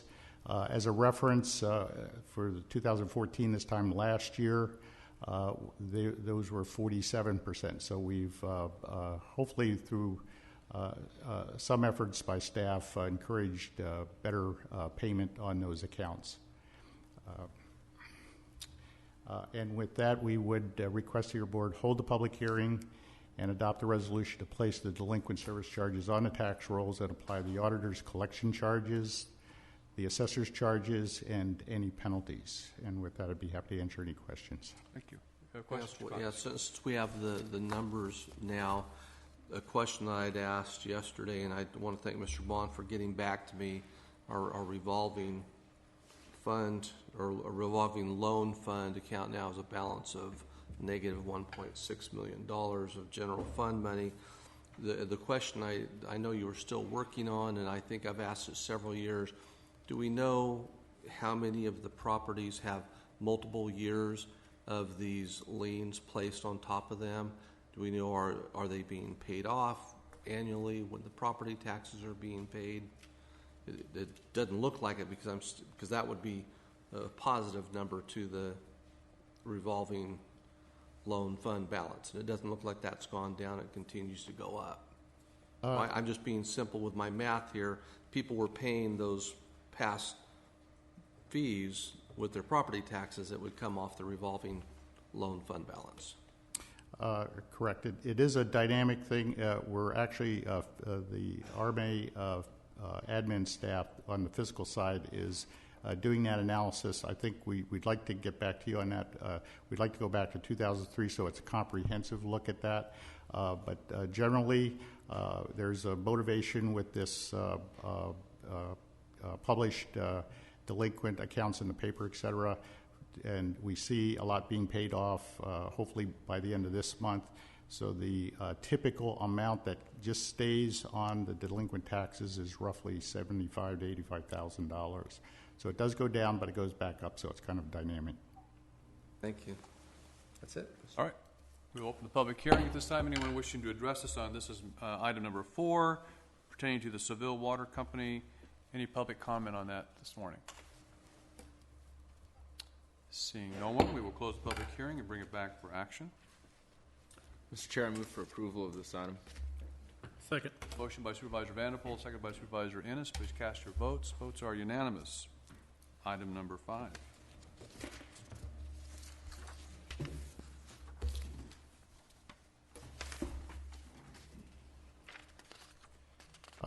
This public hearing is for county service areas number 1 and 2 for the county sewer and water systems to address the delinquent charges. This slide shows a summary of all of the various sewer and water systems. And as you can see, I answer any questions for any particular one, but there are a total of 953 accounts, of which 190 are delinquent. That's approximately 20% of the accounts. The total amount that would be rolled to the taxes is $37,884. As a reference, the 2014 amount is shown below. That was 35% delinquent and an amount over $59,000. So we brought that down to some degree. And with that, we would ask your board to hold the public hearing and adopt the resolution to place the delinquent service charges on the tax rolls and apply the auditor's collection charges, the assessor's charges, and any penalties. And with that, I'd be happy to answer any questions. Thank you. We'll hold the, I don't believe there's any questions. We'll hold the public hearing at this time. This pertains to service areas 1 and 2, and I think I'd like just to read the different accounts so anybody's here would understand this involves El Rancho, Delta Colony Sewer, Delta Colony Water, Seville Sewer, Tonyville Sewer, Tullyville Sewer, Traver Sewer, Yedem Water, Wells Tract Water, and Wells Tract Sewer. Anyone wishing to address the board on these matters this morning during the public comment period? Seeing no one, we will close public comment, bring it back to the board for action. Motion to approve. Second. Motion by Supervisor Cox, seconded by Supervisor Ishida. Please cast your votes. Votes are unanimous. And that we will now adjourn as the Tulare County Board of Supervisors and convene as the Terabella Sewer Maintenance District. And Mr. Bronze, you may proceed. Yes, thank you. The Terabella Sewer Maintenance District, this public hearing is to address the delinquent service charges. This is a summary of the delinquent charges. The number of accounts for the Terabella Sewer Maintenance District, 451 accounts, of which 49 are delinquent. That's approximately 11% of the accounts. The total amount that would be rolled to the taxes is $12,242. Again, as a reference, the last year's accounts, there were 53 delinquent accounts, roughly about the same percentage, and a little less that was rolled to the taxes. And with that, I'd be happy to answer any questions. Questions? All right. We'll hold the public hearing at this time. Anyone wishing to address us on this matter, which concerns the Terabella Sewer Maintenance District, are asked to come forward and give us their public comment this time. Chair, I got one comment. Yes. Yeah, just to remind the board that it's a good thing that we're putting these on the tax roll. After 5 years, if these folks don't pay, their properties go up for sale. In the meantime, we get a 10% penalty for late payment. The general fund does, and then the tax collector charges 18% interest annually on delinquencies. So these folks are really going to. It's not in their best interest to not pay this because they're going to be charged a lot, and the penalties and interest go to the general fund. So I just wanted to remind the board that. Maybe the penalties and interest should go towards paying off the revolving fund as opposed to the general fund. All right. I think I ready to close. Unless anybody's going to come forward, we'll close the public hearing on this matter and bring it back to the board for action. Move for approval. Motion by Supervisor Ennis, seconded by Supervisor Ishida. Please cast your votes. Votes are unanimous. Thank you, Ron. Mr. Chairman, these delinquencies are a reason why a lot of the municipal districts do not want to sign up disadvantaged communities to their systems because these people don't pay their bills. And it's quite obvious to me that I can understand why cities do not want to wield water or increase their service areas. So we're going through this drought period, and we still have reluctance on municipalities hooking these communities up, and this is one of the major reasons why. And I think that's why if we're successful to get funding to do meters, it would change the things very, very quickly because, in a sense, it should be the easiest bill to collect, right? You don't pay your water bill, we turn off your water. We don't have the ability to do that without meters, so that's why we're in this predicament we're in. But otherwise, turn off people's water. I'm sure they'd find a way to come up with $45, $50, whatever they need to do to keep it going. So, all right, that will bring us into back to untimed items. I believe we're on item number 47, which is a request from General Services to approve a personal resolution to add 1 full-time custodial supervisor position, delete 1 custodial worker 3 position within the Custodial Services Division of General Services. Morning, John. Good morning, Mr. Chairman, members of the board, Mr. Rousseau, Ms. Bales-Lang. My name is John Hess with the County Administrative Office, General Services. The request before you is to convert an existing vacant Custodial 3 position to a Custodial Supervisor position within our Custodial Division. That position would answer to the Division Manager. This request is part of our overall effort to improve the services and organizational structure of the Division. The position will work with our county departments regarding their services and any concerns they may have. The position will also be responsible for developing trainings and quality control measures for our division. Finally, the position will also provide workload relief for our division manager, as the case may be, and the financial impact for this is about $8,100.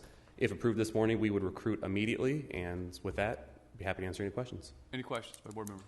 Is that 8,100, is that an annual cost or the rest of this year? That'd be annual, so. Thank you. Any other questions? Mr. Segala had asked to speak. Mr. Segala and I discussed the matter. He had to leave, and so he just wanted to say that he didn't have any concerns and supported the action. Thought he might support that. Okay. Move for approval. Motion by Supervisor Ennis, seconded by I'll second that. Supervisor Vanderpool. Please cast your votes. Votes are unanimous. Thank you, John. And that will take us to item number 48, request from the County Administrative Office to approve a resolution regarding necessity and intent to organize a joint powers authority for the purpose of pursuing new water storage facilities. Morning, Board. Mr. Rousseau, Ms. Bales-Lang. Denise England with the County Administrative Office. This is regarding a joint powers authority resolution. Supervisor Ishida hosted a meeting a couple of weeks ago where we had counties that included Madera, Kings, Kern, Tulare, and Fresno counties, Friant water users, representatives from our state and federal delegations.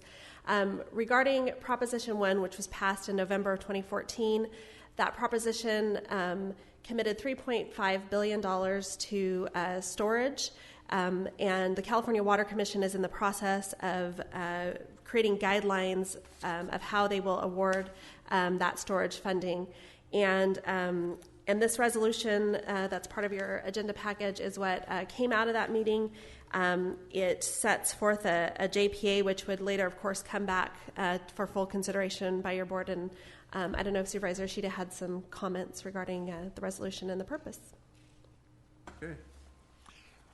I think it's important that the 4 counties get together and work, or more counties, on the JPA and trying to get a JPA organized to apply for Prop 1 funds and to put pressure on the federal government to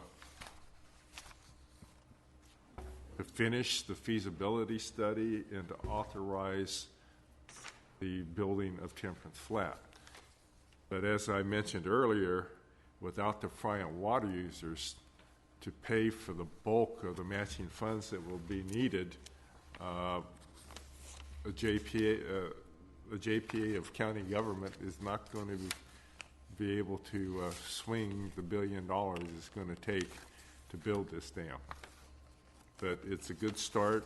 I appreciate the supervisors from Fresno County starting this process, but we need to incorporate the Friant water users. And actually, this particular resolution came out, or this proposal came out of the meeting that was held the day before Supervisor Ishida's. Right. It was actually Fresno County which initiated the process, and the goal is to create a nucleus of organizations, counties, and municipalities, water districts, and so forth, to have an entity that then, as Supervisor Ishida says, funding is going to be a critical aspect of this. But we could have, even if we had funding, if we don't have an entity, we can't even be at the door to ask for these funds. So that's really what this is designed to do, to move in that direction. We're not committing the board this morning to a JPA. It's actually just the process of trying to create one.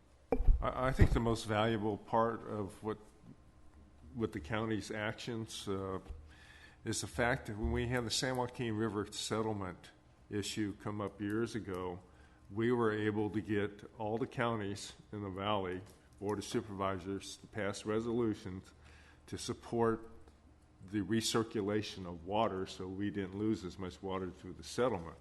And we also were able to get almost all the cities in the valley to pass resolutions, and we presented those resolutions to our delegation in Washington, D.C., and we were able to influence the recirculation aspect of that settlement, because there was not an element in the original proposal lawsuit for recirculation of water.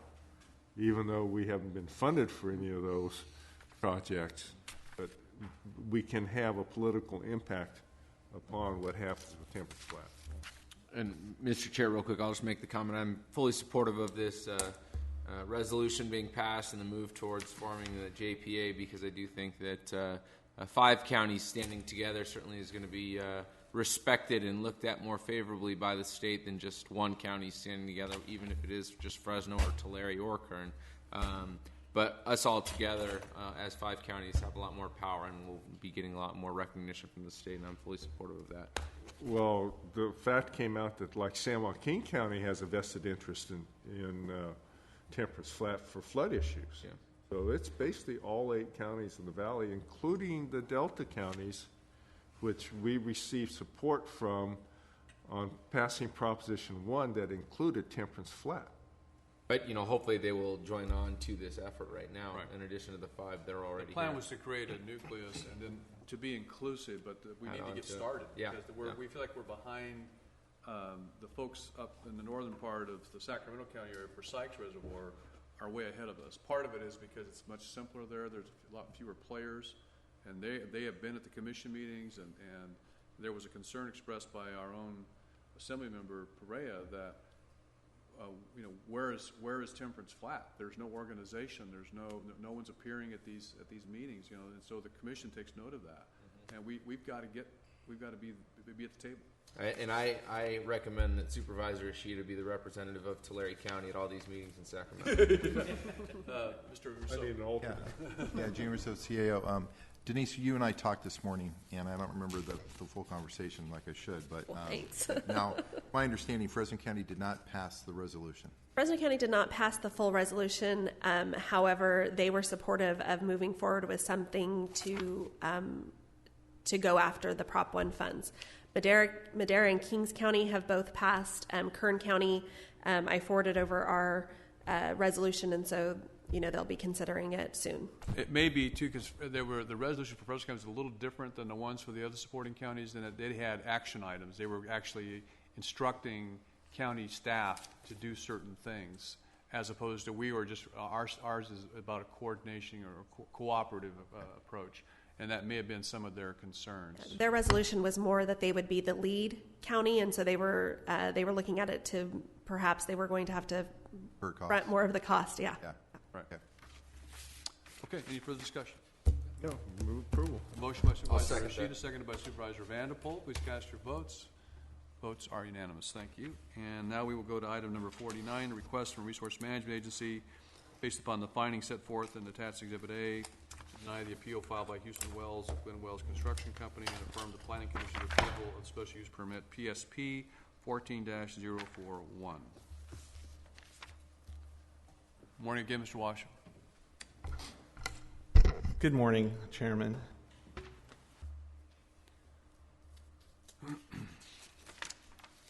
Very good. Today we're here to bring back to the board findings for denial of the appeal filed by Houston Wells. The appeal hearing was conducted before the board on July 7th, at which time RMA provided staff report. Wells presented its appeal. Papich provided its response through legal counsel. 2 other parties appeared speaking in favor of the appeal. After due consideration by the board of all the testimony and documentary evidence, the public hearing was closed. The board tentatively voted 5-0 to deny the Wells appeal. The matter was continued for 2 weeks. Staff was directed to bring back written findings, and that's what we're here to do. There is a number, before I get started, we're here to really clarify the conditions of approval, and I think that once we do this, I think everything falls into place really clearly. Public notice. Wells had claimed that public notice was not given to local businesses in the school. Proper legal notice was given in timely manner to all property owners within the 300 feet of the project, and the notice was published in the Visalia Times Delta on April 29th. With respect to the appeal hearing conducted by your board on the 7th, written notice was given to businesses, residents, and the local school. Other interested parties, including outside the area, were given timely notice as well. And again, it was published in the Visalia Times Delta on June 19th. It's noted that the only appearances in favor of the appeal were made by Wells, and 2 other business representatives from the Porterville area. Traffic. Wells claims that the county roads will be overtaxed, and to support this claim, Wells assumes that the batch plant will create 1.6 million tons of asphalt annually, thus alleging 128,000 truck trips. The EIR clearly indicates that the project is limited to the following: asphalt at 500,000 tons per year, recycled construction rubble at 200,000 tons per year, and small quantities of dirt, sand, and aggregate at 5,000 tons per year. Wells claims further Caltrans recommends no trucks during peak periods, and truck trips should be staged 5 to 10 minutes apart, which would limit the permit site to 120 loads per day. Excuse me. The Caltrans statement is only applicable to truck trips using Road 64, heading south and accessing State Route 198 to travel east. And the project does not propose to have any trucks traveling southbound on 64 and to eastbound 198. Caltrans recently provided RMA an email indicating that after review of the county's response letter, Caltrans accepts all of the responses provided by the county as adequate, including the trip distribution as indicated in the email. Wells claims further that the San Joaquin Valley Air Pollution Control District calculated 47,000 trips per year, while RMA used 11,000 trips per year. The RMA used 11,000 trips per year as indicated in Table 316-6 of the EIR and in supporting traffic study. The 11,000 truck trips per year are the known number of trips per year to and from the Orosi Rock, where the virgin aggregate material will be coming from, while the remaining truck trips will be based on scattered projects throughout and within and without Tulare County. Air District provided RMA an email indicating that the Air District concurs on the following. Table 316-6 of the EIR shows 11,000 truck trips per year to haul the virgin aggregate from Orosi to the project site. Since Orosi is approximately 25 miles away, the associated hauling with the raw materials would be approximately 550,000 miles per year, 11,000 round trips times 25 miles per trip. RMA response to comments have adequately considered, addressed, and mitigated effectively all traffic impacts associated with this project. Agriculture. Wells claims that the project will cause unknown effects on agriculture, particularly because he sees no birds or vegetation in the area. The EIR concludes after extensive resource impact analysis that there will be no significant impacts to agriculture or the surrounding area. Right to farm notice is required for this project. A voluntary ag easement will be provided by Papich as part of the project design. No objections were made by adjacent farmers, public agencies, agricultural organizations, or any other person or entity that has an interest in agricultural matters in Tulare County. There is no merit to Wells' claims that there are unknown effects on agriculture. Maximum tonnage. Wells claims that the project is allowed to generate 1.6 million tons of asphalt, 8,000 tons times 200 days of operation, 1.6 million tons per year. The EIR prepared for this project clearly indicates that the project is limited to asphalt at 500,000 tons, recycled construction rubber 200,000 tons, small quantities of rock, dirt, and aggregate at 5,000 tons per year. The 8,000, just to clarify further, the 8,000 is the maximum daily that can be produced. It doesn't mean maximum daily for the year. The 500,000 ton is the cap for the year. Material source. Wells claims that the project should be located at the material site source. The Tulare County zoning ordinance authorizes 5 zones which asphalt manufacturing and refining may be allowed. In 4 of those zones, AE 40, AE 80, AE agriculture foothill, and the M1 or the M2 require a use permit, whereas the M1 light manufacturing requires is allowed by right. There's no requirement anywhere the proposed asphalt batch plant must be near the material source or be located near the material source. The proposed special use permit is appropriate since the applicant has complied with all application requirements and procedures. Scope of asphalt batch plant activities. Wells claims that a recycled asphalt crushing plant is not mentioned anywhere in the draft EIR, final EIR, or Planning Commission resolution, and that rock crushing is not allowed as part of the project's asphalt batch plant. The EIR fully discloses and details the manufacturing process to occur on the site. Recycled asphalt paving, RAP, will also be delivered to the site and crushed to 3/8 to 5/8 inch size, then moved in stockpiles on the north end of the facility. The facility also accepts recycled rubble, asphalt grinding, which are further ground up to specified thicknesses and used in the production of new asphalt. That's within the EIR Chapter 2. Rock crushing is consistent and integral activity within a batch plant operation, as noted in a leading publication issued by federal regulators. The Air District has confirmed current certification for rock crushing activities at the subject site. Asphalt manufacturing and refinery includes rock crushing as an activity necessarily incident to and a relevant part of this special use permit. Applicant contributions. Although not disputed at the public hearing, it's appropriate to clarify Papage's obligations under Condition 44 by revising the language. I won't go into detail. I did this in the PowerPoint presentation during the appeal hearing. This further clarifies the bike paths of what Papage will be obligated to do. Again, on this, to clarify on the tonnage fee, the applicant shall pay $0.83 per ton for the virgin aggregate hauled to the project site as logged by the applicant's records to the county prior to the January 1st of each year, so long as any material is being stored on the project site or so long as an asphalt plant or similar use is in operation. What this works out to is based on the 500,000 tons per year. That would include 275,000 tons of virgin aggregate coming from Erosi to the site, and that's what this annual maintenance fee would be based on, the 275,000 tons coming to the site. Code enforcement. Wells claims that Papage is in violation of temporary use permit issued in December of 2013 by showing various advertisements selling and delivering materials to the Cartmill Avenue Overpass project, and by submitting in June 2015 a chip rock material bid to the RMA. After a review of the documents submitted by Wells and based on the testimony of RMA's well-qualified Building and Housing Division Manager, the advertisements predate the issuance of the temporary use permit in December 2013. No evidence was submitted to show that Papage unlawfully sold or delivered material regarding the Cartmill Overpass project. The chip rock bid submitted to Papage submitted to the RMA by Papage in June of this year indicated that it was subject to a perfected special use permit, and in any case, the bid was not awarded to Papage.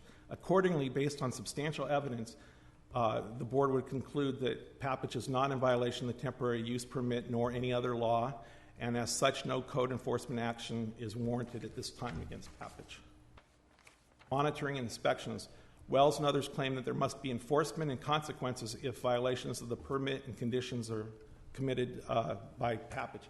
The standard conditions imposed on this use permit are adequate in this case.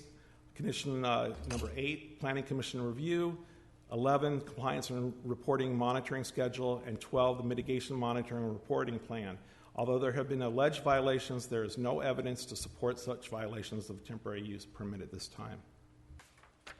Monitoring and inspections. To further clarify, in the interest of ensuring that Papage remains in compliance with this permit in all conditions of approval, Papage shall comply with a quarterly reporting, monitoring, and inspection plan for the first year of operation. And if there are no violations in the first year of operation, then Papage shall comply with an annual reporting, monitoring, inspection program, all of which shall be at the cost of Papage. The RMA will prepare a reporting, monitoring, inspection form, something like a questionnaire in conformance with the conditions of approval, to be completed, signed, and returned to the RMA, and such completed signed form may be made available to the public on reasonable request. RMA may request Papage any information reasonably necessary to implement the reporting, monitoring, inspection plan, and to conduct appropriate code enforcement activities that may arise from such plan implementation or enforcement of other legal requirements. The recommendation here then by staff is for the board, based on the findings set forth in the attachment, Exhibit 1, deny the appeal filed by Houston Wells and affirm the Planning Commission's approval of special use permit number PSP 14-041 for an asphalt batch plant. That concludes staff report. Are there any questions? staff, board members?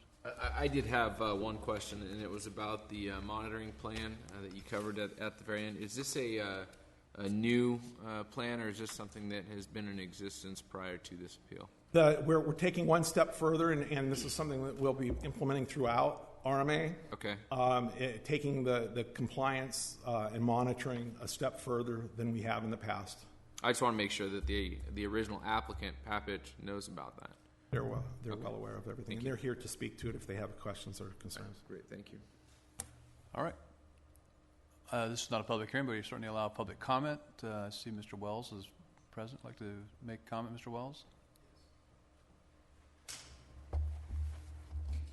Just for the record, please identify yourself and your business address. Good morning. I'm Houston Wells, president of Glenn Wells Construction Company. My business is in Goshen on Road 64. That's 30868, Road 64. Listening to the RMA, I was very disappointed in the first part of the hearing about participation. I personally had met with property owners, but in the beginning they personally told me that they'd not received any of the notification. That's when I went back to RMA and they extended the boundaries to re-notify the people. I did not go back to see if they had any re-notification. I believe that Mike Spada said, so I left it alone. However, what we got into is the environmental impact report, and only by reading off of that and basing that on what Papich wanted as far as tonnages that we based the truckloads. And when we base a truckload, we base one truckload going in, one truckload going back for another load, one truckload coming in empty and picking up a load. So that's where you get the 4 trucks on that one road. You know, everybody keeps saying it's only 25 miles to the plant, but that's only one plant. They have to go to another plant to get the other product, which is over 44% of the other product. And it's still not addressing that. And if this passes by some strange coincidence, I'd like to see wording that Papich stays in possession of that plant and not for sale, but the conditions are that he stays there.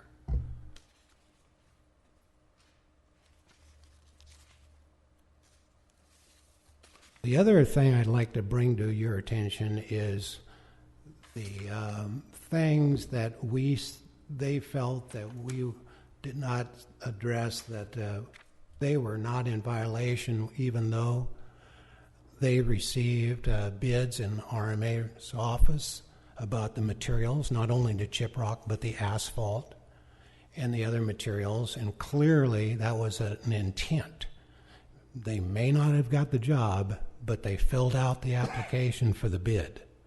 And we have it on record that all board members had interviewed Papich in the past and had asked them specific questions about advertising or doing anything beyond the special use permit. And his answers to you are on record, and my answer is on record because it's proof positive that he did advertise and he did go past that temporary permit. But RMA is not recognizing that. You're here to make a decision, and you all have a tough decision. And I respect the views of all you sit on that board, because I wouldn't want to be on that seat. Nobody's happy. That's the way I get it. Thank you for your time. Thank you, Houston. Anyone else wishing to address this? Mr. Brown? Good morning, everybody. My name is Mitch Brown. I have a business at 14200 Road 284 in Porterville. Just a couple of clarifications, and maybe I can get the questions answered by RMA. There are 3 of them that I have. There's not a rock crusher mentioned in the resolution. So is he able to crush, let's say, concrete rubble, virgin rock, that kind of stuff, and sell it for Class 2 road base and other products out of this facility? Secondly, if there was no mention, so when this permit becomes a permit, does that revoke or cancel the current contractor's yard? Does that negate that from that point? And the third one I have is, if he gets his virgin material from another source other than Erosi, does that negate the 83 cents, paying the 83 cents for virgin aggregate because it's not coming from Erosi? It's not 83 cents. Okay, well, 0.83 cents. I had that question also. So that's my other question, because obviously that'll give me an edge if I want to sell it materials. So if I could get those questions answered, I don't know if I need to stay up here or... You don't need to. I was going to ask that last question myself, so we'll let the staff respond if they can, and they may need to be able to respond to you. I don't know if they can do it this morning, but we'll see what they say. Thank you for your time. First, I'll respond to Mr. Wells. The notification, the secondary notification to surrounding property owners and additional publication in the newspaper, is part of your packet on page 14 through 17, shows the certification of mailing as well as the publication. The comments regarding the advertising for sale, that occurred, those advertisements that were supplied in Mr. Wells' PowerPoint were dated from May of 2013. The special use permit was amended in December of 2013. Mr. Papich's statements to your board was late June of 13, all after those publications. We don't have any, no evidence was presented of advertising subsequent to those statements. As far as requiring Papich to stay, we can't require a company. Anything going forward would still require the same conditions. They would stay with the land and go forward, but we can't require a company to stay in business. As far as the crushing, yes, crushing materials go on, but again, it's capped at 200,000 tons per year. The temporary use permit will expire naturally anyway, but this would supersede all of what's out there now. And number three, and the tonnage fee. Yes, it's based on the aggregate material coming to the site. So based on their 500,000 ton cap of asphalt, that would, in their mixture, that would be a maximum of 275,000 tons per year coming on site. It was calculated based on that, but the way I believe, and it's in the resolution before you, I believe it's based on the tonnage hauling to the site.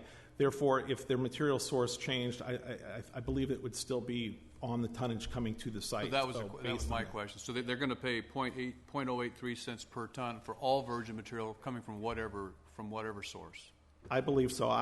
Because in your idea of calculations was how you came up with that number was because we had to figure out some location in terms of the impact. Well, but recognizing that product may come from some other sources, and they will still pay to the county 0.083 per ton wherever that source is. Right, and that is for the impacts to the road for hauling material to the site. Correct.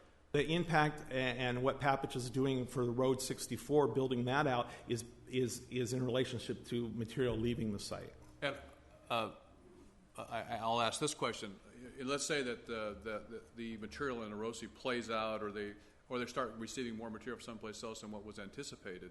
That would constitute a modification of the special use permit that would require another look at this situation. In other words, let's say that they had to bring material from a further distance, and it turned out that more than, let's say, 2/3 of it was coming from Mitch Brown's facility in Porterville, which is further than 25 miles. I don't know whether it isn't, but then that might require us to re-examine this number. It might have to be adjusted because it would be of greater impact to our roads because of the products come from a greater distance. Is that an accurate statement? That's true. The ROSI does have a fee per tonnage leaving the site. So this is really the impact of the roads as it coming into Goshen as opposed to what's in Erosi, because they're already covered for that. But yes, and any modification or amendment to a use permit would require appropriate review at that time. Other questions, comments? No, we're going to continue to watch this thing passes and hold them to the 500,000 ton, right? Yes. All right. Anybody else wishing to address Mr. Brown? I I don't know that I got my question about the rock crusher The answer I got was yes, they can crush rock limited by the 200,000. But I didn't see it pounds, any mention of that 200,000 tons in the EIR that was specific to, and I only have the draft, so I didn't see any mention in there of how they addressed it in the EIR. It's certainly not mentioned on the front page. It just says asphalt products. Everything that I could find was just named for the asphalt products. So it was not mentioning crushing up rubble and other things and selling Class 2 road base. It didn't mention selling sand and gravel. It didn't mention anything like that. I would just like to be directed to that part of the EIR where you guys discussed the 200,000 tons of crushing. The EIR in Houston's presentation, right on one of the PowerPoint slides, right under the 500,000 cap for that, has the 200,000 for crushed material. The resolution before your board right now identifies and clarifies rock crushing as part of the process. But I only got, just so we're clear here, I only get out of that's so he can run the product back through the asphalt plant. Up to 200,000 tons he can sell. And that was... We're clarifying it here with what's before the board. There's 500,000 tons of asphalt material and 200,000 tons of rubber. That doesn't need to go back through the asphalt plant, because the only thing I can find there is a number of it will be going through that. But then that, in addition to that, they have that Class 2 base that they can sell, 200,000 tons, and it was studied in the EIR. I don't know. I still don't agree with that. Just so you know, in the EIR, I have not been able to find that to where they studied the rock crushing portion of that. It's not, in my opinion, in the draft, and possibly not in the final. So that's my only concern left today, is that the rubble is not. I didn't think that they clarified it. They did state a number, but it really shows it, and it's only for the permit is only for an asphalt plant at this time. It doesn't mention anything in that first language, and the AE 40 is clear that you can do crushing and stuff like that, but that's a whole nother use permit. And the use permit I think he's asking for today is just an asphalt plant. That's my clarification. I don't know that I got it clarified any further than that even now. Thanks. I would just say that the rock crushing activities is inherent with the processing manufacturing of asphalt batch plant. It was studied in the EIR, and it's clarified. Although that's one of the reasons why we're here, we're clarifying what was in the original resolution, and it's within your resolution before your board under consideration today.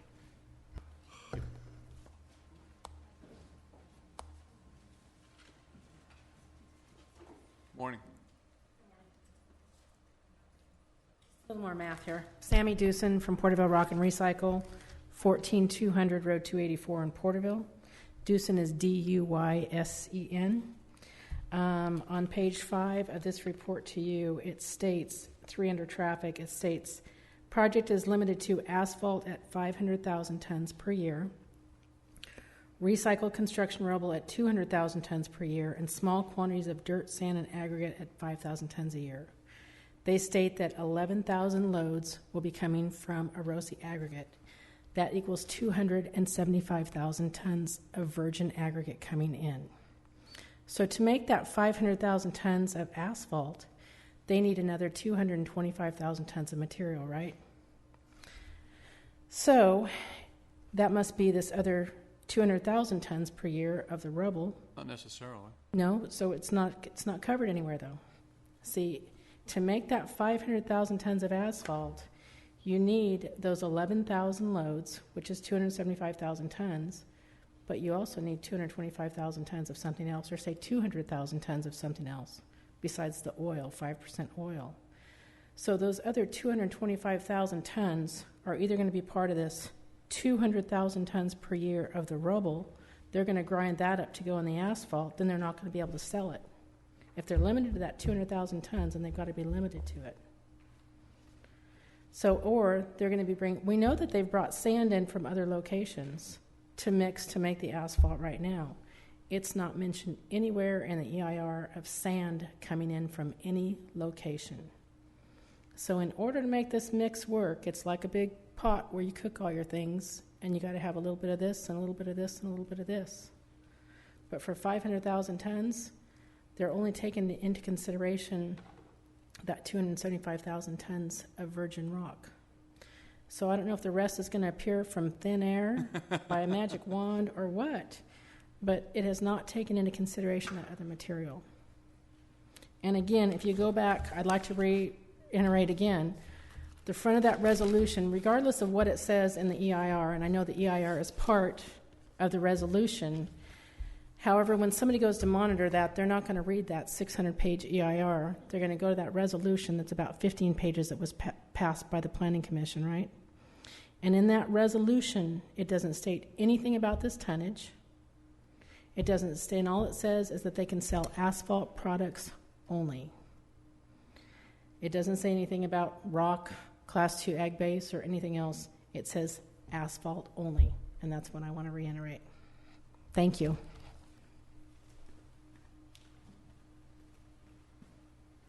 First of all, I'd just like to thank you for your comments.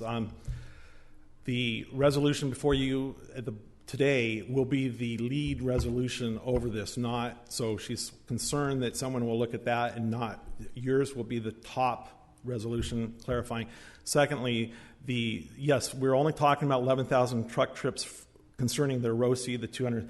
There's over 54,000 total truck trips associated with this that were studied, including the other aggregate or other materials coming from other sources, employee trucks, oil truck, all of that was included within the EIR.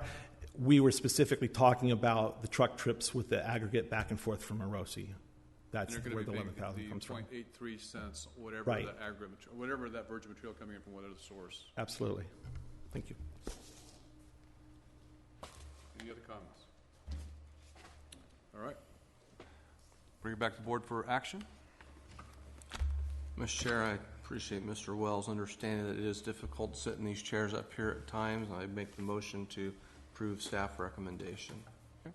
I'll second that recommendation. Motion by Supervisor Cox, second by Supervisor Vanderpool. Please cast your votes. Votes are unanimous. All right, that concludes our meeting today, except we have several items for closed session. Council. We do, Mr. Chairman. A little unusual today. Items A, B, C, D, E, and F are off your board's closed session agenda. Item G is off your board's closed session agenda. That leaves items H through M as in Mary. I do not anticipate any announcements. Good. Thank you for being here this morning.